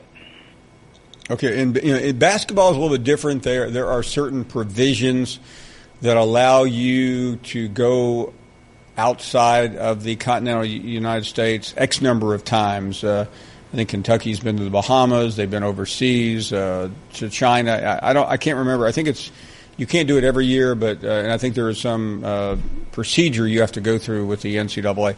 What Harbaugh is doing is unique because no one had ever done this before. I'm confident. I can't remember the specific rider that went into this, but they ran it by the NCAA, and it was perfectly legal to do what they are doing. It started 2 years ago or 3 years ago when they went to Florida for a week. Then last year. If Kentucky wanted to go spend a week of practice in Russia, they could do it. I would imagine, as long as you go through the proper hoops. Well, they're going to the Bahamas this year. Right. A second question is why did Bruce Pearl get punished for having recruits to his house and get fired? And that I can answer, Mickey. Huh? Hold on a second. I think I know where you're going. In Bruce Pearl's case, what he did was a violation. He had a recruit over for a barbecue. He didn't get fired over that. He got fired for one reason. He lied about it. He misled his bosses. He misled everyone. Had Bruce Pearl told the truth, he said, yep, had this kid in my house Friday night for a barbecue. He may have lost the kid. He may not have. He may have sat out a game. He may not have. He would not have been fired. It was one of the stupidest things anyone has ever done, to lie about something that wasn't really that important. Saban and every other coach have players to their houses there are legal recruiting weekends that you can do that. In Bruce's case, I don't think it was within the parameters of a legal recruiting visit. Okay. Thank you very much for the information. Thank you very much. Really good to hear from you. Great call. Good questions. Ron is in Georgia, and you're on the air. Go right ahead. Hey, Paul. Thanks for taking my call. Long-time listener, first-time caller. Yes, sir. I just wanted to first touch on Darriel. I actually am about 50 feet away from Sanford Stadium as we speak.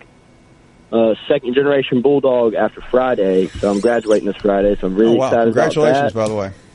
Yes, sir. Yes, sir. Thank you. And I really just wanted to talk about Darriel and Tammy and Jim and some of this ignorance that they've been spreading. I think that callers should have knowledge of the sport. And I think that Tammy not knowing more than two prominent players in the NFL from Alabama is ridiculous. I think callers like that shouldn't belong on the show. And I agree with, similar to Johnny Boy, I graduated with a political science degree, so I think that, presentation is key. And for them to go on those rants, Darriel and Tammy, that I can't even understand them, honestly. And, I do condemn Darriel for his lack of knowledge and his ignorance, but I do not condemn him for his passion. Because I started out at this school with Hudson Mason as my quarterback. And, to come from him to have two number one quarterbacks, Fromm leading us down the field, you got Fields, and then you have a coach like Kirby Smart. To see that transformation occur has been truly special to me. And that's how a lot of Dog fans feel right now. And I do not think that Darriel represents us the best way. And I just wanted to kind of clear that up. And I just think we've came a very long way. And I think that's what it takes to be a good caller, is to have knowledge of the game and have passion, but you have to have a fair amount of both. Not too much of one, not too much of another. And I just have a couple quick questions regarding the draft. I was fortunate enough to go to the Rose Bowl this year, and Paul, it was a great game. As you know, it was a spectacle. It's the best game I've ever seen in my whole entire life. My freshman year, we played in the Belk Bowl, so I just think that this team has come such a far way, and draft what Kirby's done here as far as recruiting. And then the NFL draft this year, for us to have 5 guys go which hasn't happened in years, Paul. I'm sorry. I think that is just truly remarkable. And I mean, to see Baker, who I thought Baker was going to be the number one pick overall. The number one quarterback pick. I apologize. I think he has the intangibles, and I watched him play. I've watched him shred us up the first half of the Rose Bowl, and at halftime, I was a sad dog. I had my tail between my legs. I'll tell you that. But for Chubb and Sony to come down that field and do what they did and never give up, I think that is astonishing. And I give credit. I give credit where credit's due, and I think that credit really lies with Kirby Smart and the culture that he has instilled at Georgia. He's really done something remarkable. Can't you agree with me, Paul? I do, totally, Ron. Hey, listen, well said. Congratulations again on your graduation this week. I know it's that time of the year. We appreciate it. More to come on a Monday afternoon. We're right back. You're listening to the Paul Finebaum Show podcast. Welcome back. Turkey Man is calling next. Welcome to our program, Turkey Man. Hey, Paul. Thanks for taking my call today. Thank you. Hey, I don't call very often, call every once in a while, but your callers, I tell you, you have three that are my favorites. And of course, I like Phyllis. She brings a little edge to the show. And I like Fred from Plainto, Texas, the LSU fan. Right. I really like him. I think he's knowledgeable, and he's just a good person. From what he follows me on Twitter, I follow him. And, of course, Selena, she's very intelligent, and I enjoy those three. I think is three better callers for different reasons.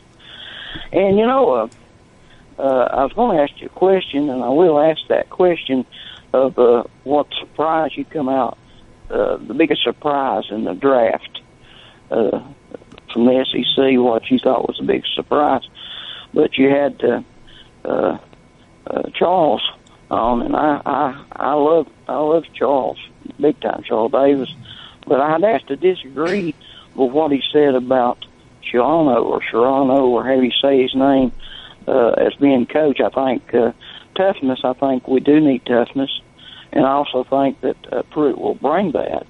But on the behalf of that particular person, he was saying would be good for the program. I disagree in the fact that Title IX that we went through, well, it was a disaster, and you reported it, and you know what's going on there.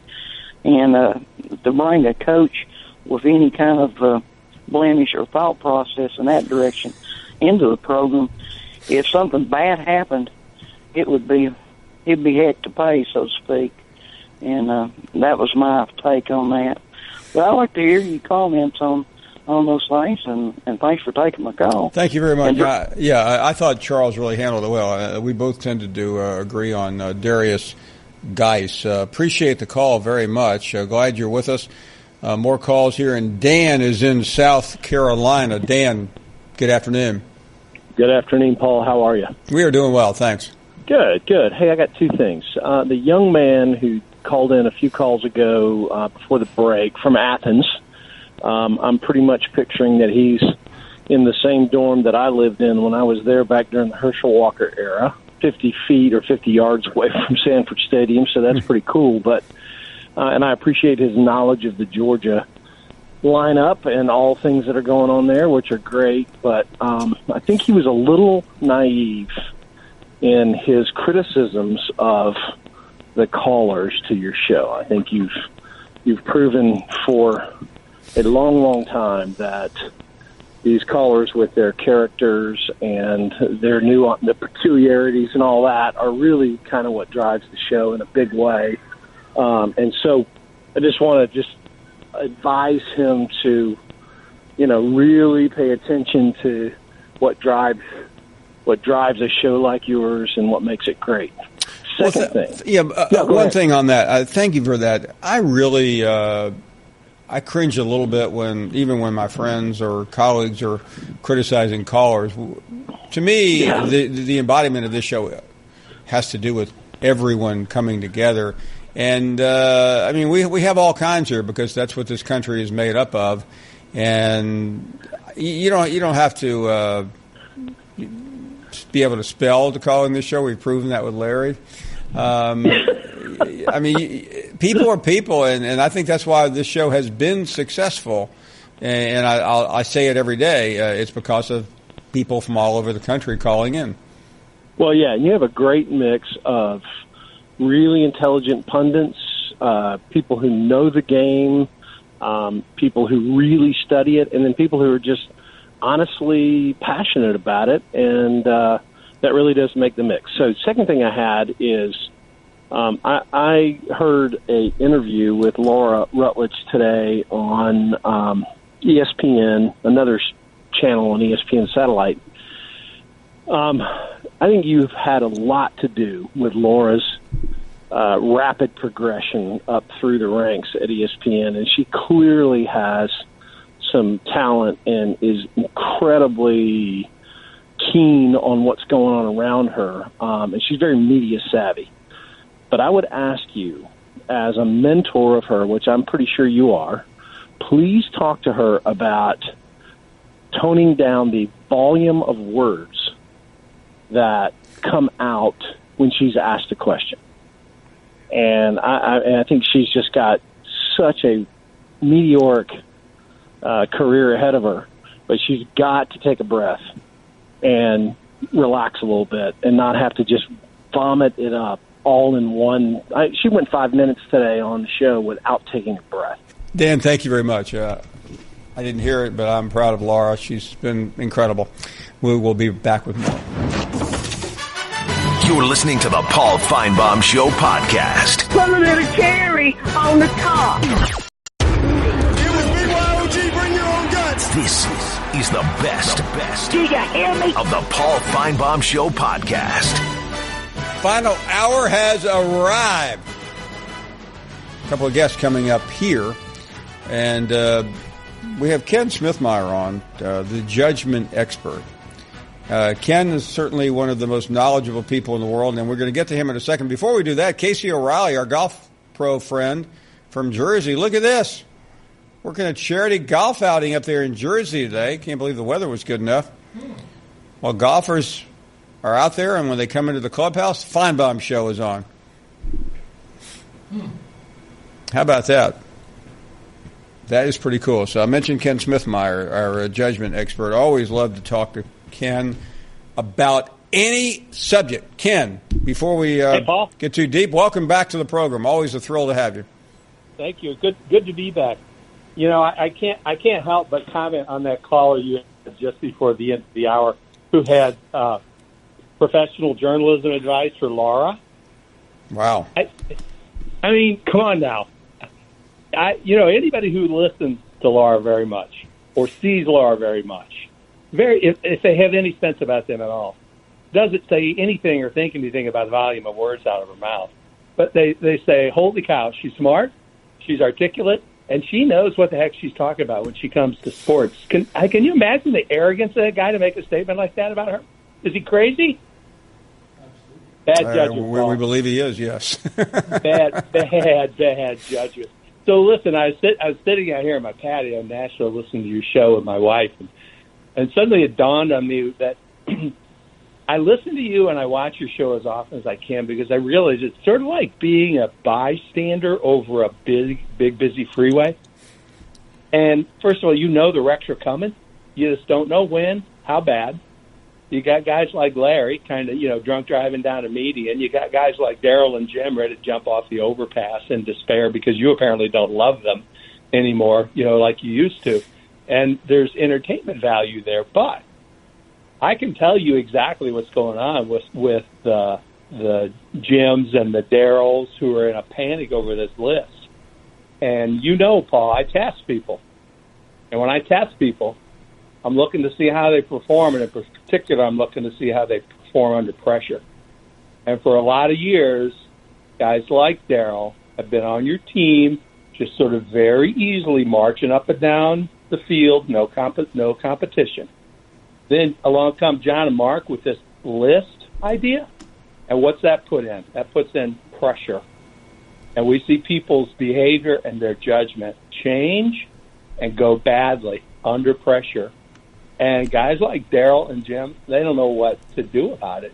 You listen to guys like Larry. Larry's still just being Larry, right? Doesn't faze him because he's so genuine. You can love him or hate him, but he is what he is. Probably the true same thing is true with Squirrel and I-Man, certainly young Drew. But guys like Darriel and Jim, that list has put pressure on them to perform. And in the face of pressure, they crack and they go off their rails. And it's no different than the coach who makes a bad call in the last 30 seconds of the game that's tied up, and the fans sit at home and go, what the heck is wrong with that guy? Where did his brain go? And Darrell's exhibit A, Paul. I mean, just exhibit A. I would love to test that guy, like get his data, and then we could do a show where we just dissect Darriel. Help me understand when you're testing someone for pressure, that's a test. How do you? I mean, I'm not trying to give away your secret sauce, but how do you identify those who can and those who can't? So here's what it is, and it's simple, but it's complicated. We have two big sections. One is what we call work side, or what we do. So that's you running the show, that's John producing, that's Darriel calling. That is a what we do thing. But what really helps us hold up is our self side, or who we are. That is our character layer. And when that character layer is weak, it's like a pretty house sitting on a cracked foundation. And when the rains come and that foundation comes under pressure, that foundation cracks and down it comes. Conversely, you get a guy with strong character. I talked on the phone with a guy today, 11 years in the NFL. His work side was a little bit weak, but very, very strong. Jim, Ken, I want to jump in here because something interesting has happened. One of the, I'd say arguably the best known caller in the show's history, and someone who's been very critical of us, Jim from Tuscaloosa, would like to speak with you if that is permissible. Oh, let's do it, Paul. Absolutely. I'm in, man. You know, Mr. Smithmier, if you won't interrupt me, I'm going to try to straighten you out because you are a moron. You really are stupid. You know, not everyone, I'm looking at your picture now, not everyone is as dumb as they look, but you clearly are. How can you come in here and criticize me? I don't know about Darriel. I can only speak for me. For 11 or 12 years, I was the catalyst of this show. Finebaum told people he would let me talk on this show for 4 solid hours if I wanted to. I have been compelling, I'm smart, I'm sapient, and I'm electrifying, and I bring stuff that puts people on the edge of their seat because I know what I'm talking about, and I am diverse in what I say on different subjects. Who in the hell are you, a dumb-looking old man, to come in here and put me down in a most insane way? I don't know what to say. This is the most insane, but it's phony. I know it's phony, trying to pick up the business from Paul's show that is sunk drastically without me on the show, to be honest with you. And Paul's done everything he can to get me back. But you know what? For one day, for 130 minutes or whatever it is, you got me back, you moron. You got me back. Paul, you hear him crack? Let's see, I'm cracking. You hear him crack, Paul? Oh, listen, you. What the hell are you? What are you talking about? I'm cracking. You're like the people that diss Trump. All you can do is belittle the truth. That's all you've got. Give me something real. Give me something that I've done that's wrong. How am I cracking? I'm running all over you, you old moron. You're just dummy. You're a total. Look at that face. That's the face of an idiot. I see your squinty eyes, but what have you brought? Hey Jim, can we allow Ken to at least say one thing here? It's just crazy what this guy's saying. So, Paul, notice, first of all, when people have no facts, they attack individuals. So that's what Jim lapses into. He calls me names. He criticizes how I look because he doesn't have any substance. And, in fact, the very histrionics that he's engaged in on the air right now simply support my data. That's all. I know the type. And this type, the first thing they do when they talk to me is scream at me how stupid I am, how stupid my system is, and I just let them go. Why don't you talk to me, Ken? Are you afraid to talk to me? Why are you not talking to me? Why are you talking to Paul? I'm talking to you, sir. I'm telling you what an idiot you are. Jim, it's a three-way conversation, I'm pretty sure. Hey, Jim, would you? I've done this before. Laura, tell him to let me talk Jim. to me, Paul. Laura and I, Jim, John, Laura, and myself have all done this. Would you be willing to take Ken's judgment test? Hey, no, Paul, I'd rather take something from a damn Bryce Hospital patient. I'm not going to take a test from this fool. No, that's ridiculous. Paul, I could have told you his answer to that one. No way. Guys like Jim are afraid to look in the mirror. They're afraid of what looks back at them. Smith, whatever your name is, I have proven myself over a course of history. I have proven what I can do. Jim, look, Jim, here's the hard thing for you. You may have been a major league player at one time, but you're sort of like Michael Jordan, who doesn't have his jump shot anymore. And you're having trouble facing up to the reality that the show left you. What am I having trouble with? I am now the current best caller he's ever had. And I don't even call the show. What have I not? Well, what are you talking about? You know, maybe back in the day when Paul was in Birmingham, maybe at the AAA level, you might have been a star. But sometimes the world changes. Sometimes the world changes, moves on. It doesn't make you a bad guy, Jim. Listen, I'm sorry. I'm sorry that not everybody thinks you're the star you think you are. I can't help that. I didn't say a thing about being a star. I just said I'm the best. This show has had in ever, really ever. And that's people everywhere tell me that.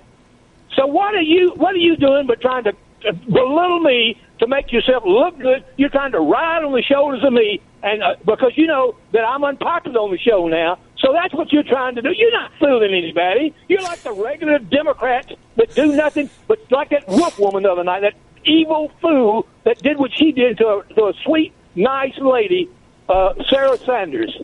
That's all you are. There you go. Same crap. There you go. So now he even thinks he has my politics figured out. Boy, this guy just knows everything about everybody, doesn't he? Darn amazing. His talent level. Just amazing. Jim, you still there? Yeah, I'm here. Listen, is there any way for all of us to come together and find some common ground? I'm not coming together with your stupid show. You and I know you're a smart guy. You know I'm a smart guy. But I'm not coming together with this foolish crap you've got on this air now. These stupid callers, they do nothing but belittle me because they know I'm the best, and they can't stand it because I'm like Trump. I criticize the truth with the truth. You know that. That's a fact. Okay, well, listen, Jim, I really don't have a choice. I'm here. And I'm still trying to help you, Paul. I give you my word. I'm still trying to help. Having guys like that clown is embarrassing to you and the show. You talking about Ken? Well, yeah, but by the way, Jim, let me say this about Ken. I will not reveal his client list, but you would be amazed at some of the people. Paul, in this day and time, there are fools everywhere on lists, client lists. And fools everywhere on the radio, apparently, Jim. Coming in with the heat. I did to use, but moron. That's what you are. That's all you are. Just an idiot. Complete. I can't believe Paul put somebody like you that's so just shallow, so like a clown. You're worse than the kid that was on. But Jim, why do you feel a good way to respond to me is by name calling? Name calling? What else is there to call me? But what? I don't know what else to call you. I mean, really, you are an idiot. Well, Jim, when people have a conversation, name calling when it's accurate is fitting for you. No, when decent people have a conversation, they don't call names. They may disagree, they may rebut, but they don't call names. But you keep wanting to drag me down the gutter, and I'm just not going to get down there with you. You live in the gutter, sir. But you're so incompetent on what you're doing. You're so incompetent on what you're saying. Jim, how do you know? Jim, that's not Jim, true. How do you know? Jim, honestly, that's really how not do you true. know? Anyway, I don't think we're going to resolve this as much as I would like to. You're not going to resolve anything with that. Paul, let's hold hands and sing Kumbaya, could we, please? No, you're not going to resolve anything because I'm not getting I don't even want to try to be around somebody like this guy. Same with Squirrel. Same with iMonkey. You know, my 12 years, I've never wanted to be around with they're dumbasses, Paul. What do I want to be around with? Common trash. Okay, I think we have Jim. Listen, I was hoping that you and Dr. Ken Smithmier could come to some. You are hoping, Paul. You can say that I see that smile on your face. Boy, you. By the way, Darriel, your colleague over in Georgia, has agreed to take Ken's judgment test. Good. That's exciting, Paul. You know what, Paul? Whether it's Jim, whether it's Darriel, because anybody that were actually to do this, they'll see that it's a very positive process. I don't sit around and pick people apart. I don't call people names like Jim just called me. I don't presume to know somebody's intelligence level or motivations or education or experience.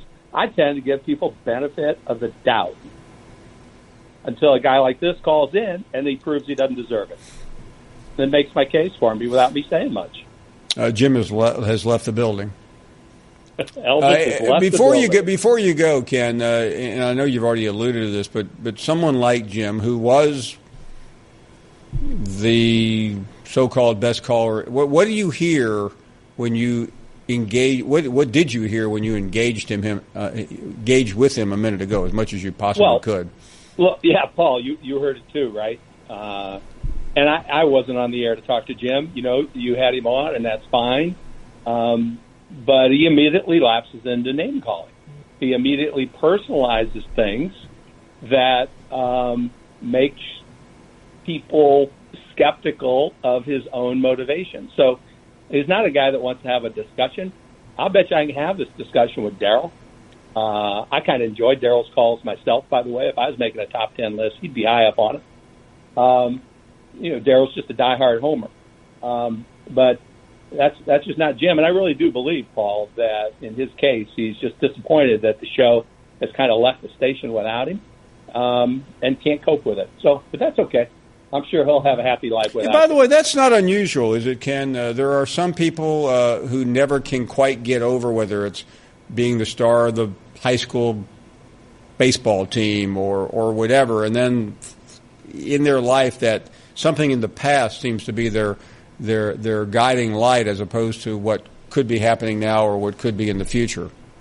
Oh, Paul, I talk to people, and I'm talking about 50, 60-year-old people in senior positions in organizations. They got a burr under their saddle that's 40 years old. Something, a parent said something to them, a coach, something that is burned into their brain has negatively affected their behavior all these years. It's astounding. And I'm not saying that's the case with Jim. Of course, I don't know Jim any more than Jim knows me, just what we hear of each other on the radio. But, yeah, I see that all the time, and it's very, very hard for people to get past it when it happens. Yeah, no. I mean, listen. I think you could say that about people in all walks of life and things, whether it's in work or in their personal life. But yeah, it's amazing to me, and I'm glad you listen. We had you on just to have some fun. I didn't intend for you to get into a barroom brawl with Jim, but he called in, and we thought that would be interesting. Hard to have a barroom brawl, Paul, when only one guy's throwing beer at the other. And, if that was fun for Jim, he can have at it. I'm a big boy. Great to have you. Ken, I know you'll come back. We would love to talk to you about serious issues, and the next time we'll make sure the doors are locked. Okay, Paul, great. Good to talk to you.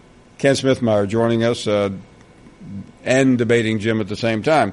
We have more to come on the program. We are going to talk to a little bit about sports tonight with our next guest.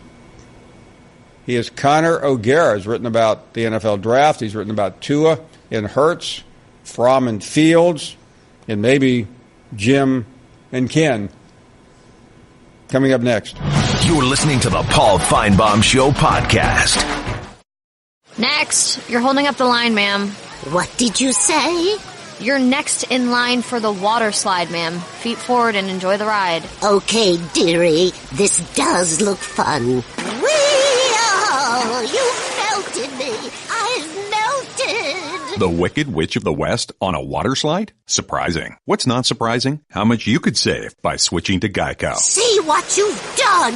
Oh! Geico. 15 minutes could save you 15% or more. We were talking during the break about what do SEC fans, what college football fans do now. It's pretty much over. The NFL draft is the end of that. So we're joined by Connor O'Gara. Over here? Is he there? Okay. Let's welcome into the program and talk about the Summer Survival Guide and some of the incredibly important battles going on. Connor, thanks for the call. Really appreciate it. And let's start with the draft because I want to get to some campuses here in a minute. But your observations of the weekend, a lot of positivity and then some bizarre decisions or very unexplained falls from grace for a number of players. Good afternoon. Good afternoon. How's it going? Hopefully we won't be as have conflicting battles going on here. No, we're good. We are blocking any other caller for this segment. That's good. Yeah, I mean with the draft, I just thought the fall of Darius Geis was bizarre. I mean to see a guy who didn't have the background with any sort of suspensions. He didn't have any drug issues or anything like that was made public or anything like that, and it was all just character issues. And there were little rumblings going on. Todd McShay came out and reported certain things about the kid and why this fall was happening. And, I think we kind of look at him on the surface and think this is a first-round talent, absolutely. And the Redskins end up getting him late in the second round. I thought that was a bit of a surprise, but still, I mean, a good landing spot for him. And, he's going to make of it, what he's, the opportunity that's presented, and I think he's still going to be in favorable position. That was maybe the bizarre thing. And then the bizarre thing that I thought was his teammate, Danny Etling, getting drafted in the seventh round, only SEC quarterback to come off the board. That kind of threw the whole broadcast team for a loop. I think they even talked about whether or not they were going to use him as like a Julian Edelman type and maybe convert him to slot receiver. Like, that's how thrown off they were about Danny Etling getting drafted. So I think those two notes from LSU were just those to me kind of stood out in terms of the bizarreness of the draft. Yeah, no, I agree. I mean, I don't think anyone had that with Etling. Let me ask you about another player that I just assumed he would go higher, and I don't know all the circumstances, but Bo Scarborough going as low as he did. Is there some explanation for that? The dip in production, obviously, and I think there's durability issues. I think a lot of people have questioned whether or not he can really be a guy who can carry the ball 15 times in a game and have that impact that you would want. He's a little bit more built for the short yardage stuff, and we saw it in flashes, but we just didn't see the consistency from him throughout the 2017 season. And pretty much since he went down in that national championship game, it's just been big question marks, and he hasn't been the best running back in his own backfield. And I think you saw the way that Alabama sort of deviated from him in the postseason, really showed his, I don't want to say fall from grace, because I don't think that's fair to the kid, because I still think he could have some very good football ahead of him. But it just showed how much that dynamic changed, and Nick Saban wanted to lean on a guy like Damian Harris a lot more in those critical moments. His fall, I think, was a little bit surprising because he actually performed really well at the Combine, I thought. And everything that we heard during the pre-draft process was that he was going to be maybe a mid-rounds guy. I was actually talking with somebody earlier in the week about the projection and what he thought, and he was thinking maybe third or fourth round for him. And that didn't happen at all, and he just was taken way later than we thought. And running backs in the SEC coming off the board way ahead of him, and I thought that was one of the things that I certainly didn't see coming. I thought he was more of a fourth or fifth round guy. Connor, away from the draft, I just want to spend a moment or two on some quarterback battles. We think they're battles. We know there's one in Tuscaloosa. We don't know about Georgia. What's your view on the Jalen Tua showdown in T-Town? I think it's going to be fascinating to watch the way that this summer unfolds, really. I mean, we've come into this thinking that this is going to be a battle down until Nick Saban pretty much sends out his starter for the opening game of the season. But pretty much what we heard from Jalen Hurts' father is that this thing is going to get unfolded for that, and we're going to see whether or not he's going to be making a decision to transfer potentially this summer, potentially in fall camp. We don't know what he's going to do, and if those words that were, of course, in Matt Hayes' Bleacher Report story, if that's really if he's really going to hold him to that. But I think that this is going to develop very quickly, and the way that the spring game happened, I thought Tua left the door open, to use Jalen Hurts' father's words, for an opportunity there, but it didn't perform up to those standards and didn't necessarily run away with what I thought was an opportunity for him to really shine with Tua on the sideline. So my thinking is that Tua is still going to be the guy in Alabama. I think anybody who's suggesting otherwise is still holding on to Jalen's record a little bit too much, but it's not really about the past. It's about who gives you the best chance to win in the future. And in my eyes, and just kind of seeing the way that this is all developed, I think Tua is that. And I did an interview with Trent Dilfer last week where he had some incredible things to say about Tua and how much he impressed him at the Elite 11 camp, and how he thinks that if Tua's the starter, Alabama could potentially win every game 50-3. I mean, just some things that were just like, whoa. Even the biggest Tua supporters, I've never heard somebody go out and really dump that much praise on a kid before, and that's exactly what we saw from Trent. So I don't know. I mean, there's kind of a growing sentiment that this is going to be Tua's job, and everybody else who thinks that Jalen Hurts is going to be the guy, they sort of need a Hail Mary at this point. Yeah, and before you go, we're short on time, but Fromm obviously didn't win the job. Then he did win it after the injury to Eason. What's your take on the Georgia quarterback situation with one of the most talented players ever showing up on campus? And we got a little bit of a glimpse of him during the spring game. Yeah, and saw some great things from Justin Fields. I'm really impressed with the tools, obviously. I mean, you don't have to spend a lot of time watching him to see why everybody in Athens is so excited about this kid. He's got a little bit of this, as Trent Dilfer calls it, supreme physical confidence, which is the ability to sort of stand in the pocket even when you have a rusher coming straight at your face. Just kind of hold tight and everything's going to be okay and your athleticism is just going to take care of it. I think he has a little bit of that early in his career already. As for whether or not he's going to be able to compete for the starting job, I think this is still Jake Fromm. I don't think that Kirby Smart is going to realistically put Justin Fields in to start week one over Jake Fromm, given what Jake Fromm did last year.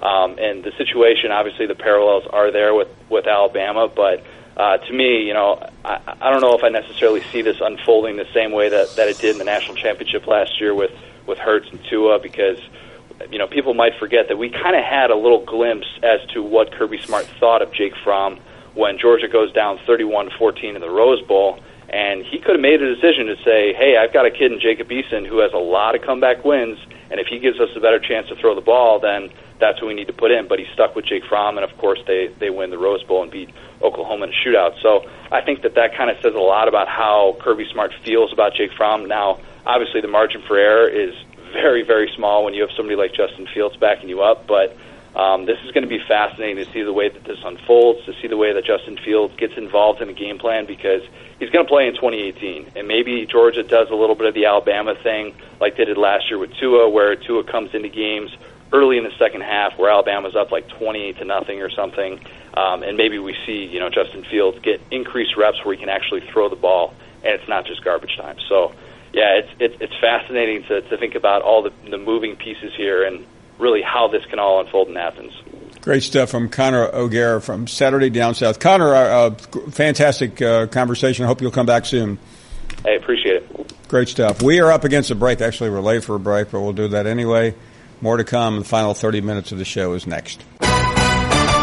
You're listening to the Paul Finebaum Show podcast. You're not worth a kill. Welcome, radio, back to the program, our folks. So we've been on television, and we'll continue to be on both radio and TV. And just when you thought the celebrity callers had come to an end, let's go to a man that played golf over the weekend in Georgia and lived to tell about it. That's right, Jack. Woo! Man, I'm telling you, son, Bama, Bama, Bama. Had a few Auburn players out there, but we all good. We shot one under, you know what I'm saying. We got beat by 17 under. Wow. So we need to take a test. All right. You needed John Hayes on the team. Yeah, he ain't ever gonna do nothing. You know who you needed? You needed Jim from Tuscaloosa. Yeah, I mean today he was fired up. So I mean I believe he could have shot a 20 under by himself. I mean I'll take that test. I ain't worried about no test, but the way everybody's screaming about who's number one, number two. I don't care. I call in and take me for what I am, brother. Love me like I am. I karaoke. Love me like a rock. Woo! I karaoke, man. Saturday night, I got up there singing karaoke. I sung Woolly What was Bully. your karaoke song? Woolly Bully. Woolly Bully. Quadros. Woolly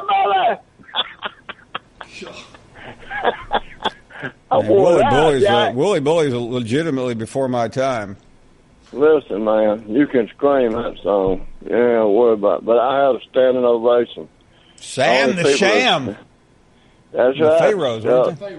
The Pharaohs. Yeah, hey, I like it. Yeah, y'all on the track. I wish you'd been with us, Paul. We partied down after the golfing because we realized it wasn't worth the flip golfing, so we figured we'd try drinking beer. And Bully. Do what? Randy and I are just humming Woolly Bully here in the studio. Oh, yeah, Woolly Bully. Ride. Oh, yeah. You know any of the words? I think it's like one, two, three. What's I know Woolly Bully, Woolly Bully.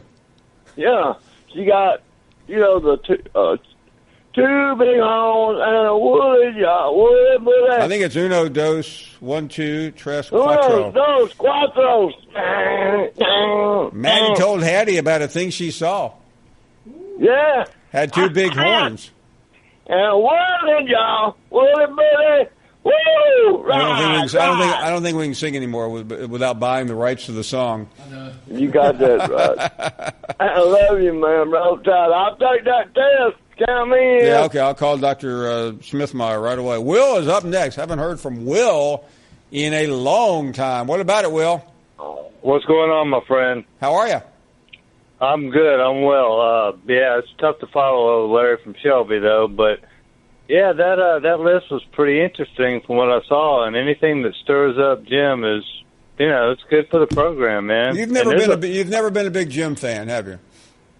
No, he's just, he's a closed-minded man, and I guess it takes, like you said, it takes all kinds on this show, but it's kind of like family or good friends. You don't have to hear from them all the time, but they, I feel like me, I don't call for much, and then I just pop in and say, hey, and, love the show still, and, it is what it is, and, no ill will, but, I think my favorite caller is always going to be Rich and Fred from Plano. Those are like my two guys that of course, Fred's like me. He don't have time to call in maybe as much as he'd like or whatever, but it's all in good fun. And look what the SEC did again this weekend.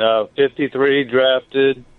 Bama was astounding 12 guys, and LSU was second with 7. They just keep putting out that top-tier talent. No one else is really even close. My question to you, Will, is 3 years from now, what's LSU going to look like in the draft? I don't know. I'm still in shock over Belichick drafting our quarterback. Yeah. I mean, if that guy if he can make Etling into an NFL quarterback, he will be better than Vince Lombardi, Bear Bryant, and John Wooden all rolled into one. That may not be his end game, but it's interesting nevertheless. You're right. Well, Will, we're up against the break. Always great to hear from you. We are coming back with a couple more minutes here on a Monday afternoon. We'll be right back. You're listening to the Paul Finebaum Show podcast. Put a little cherry on the top. Patrick is in Tennessee. You're on the air. Go right ahead. Patrick, you there? We cannot hear Patrick. We'll try him again. Joe is up next. What do you say, Joe? Hey, Paul. How y'all doing today? We are doing great. Thank you for asking. Well, that's great. And y'all are professional as always. Y'all have my vote. Y'all could be on Fox News at night at 7 o'clock. And we wish we were. Well, that's good. And I do talk to my friend Brian Kilmeade over there sometimes, but that's on Fox News Radio, which is owned by Disney too, which explains Danny Cannell. But there's two issues I want to bring up, specifically Darriel in Columbus, Georgia. And the other one I heard when I listened to Jim from Tuscaloosa, the only two words he knows is moron and idiot. Well, first of all, Joe, if you're going to quote Jim from Tuscaloosa correctly, get it right. It's moron. Yeah, moron.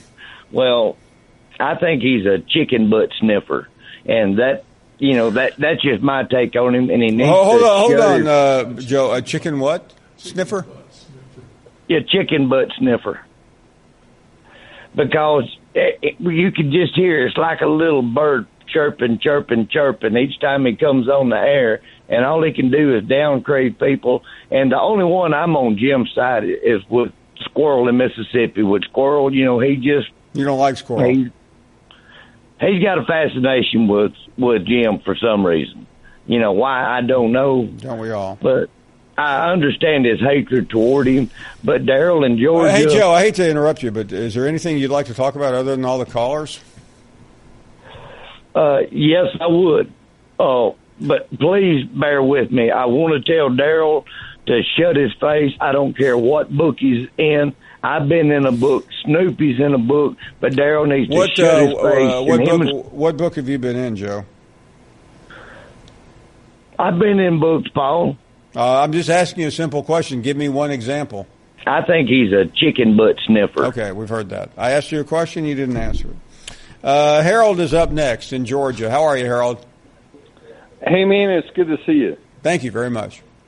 I hadn't talked to you lately, but I just wanted to talk about our young friend up in Montclair, New Jersey. Yes, please do. Drew. I nominate him as a new... I call you a star maker. You got your big swagoo, and this is what I propose. I propose that he made you put up that LSU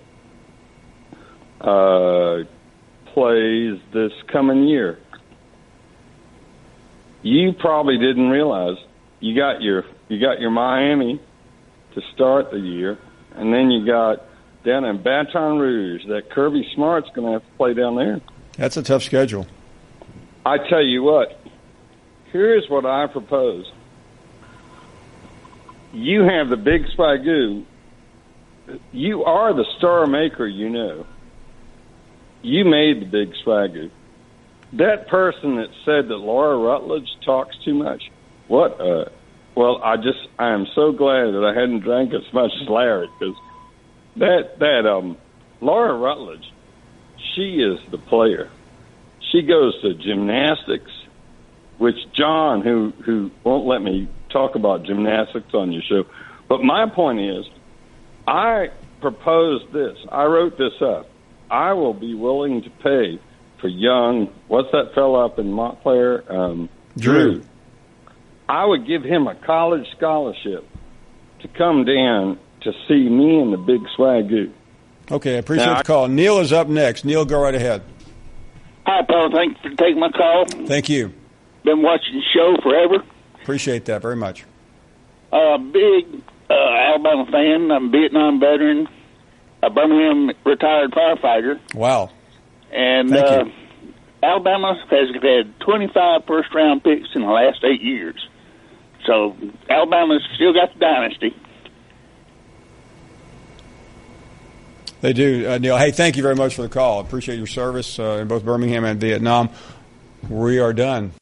Thank you for listening to the Paul Finebaum Show podcast. The Paul Finebaum Show airs weekdays on the SEC Network, beginning at 3 Eastern.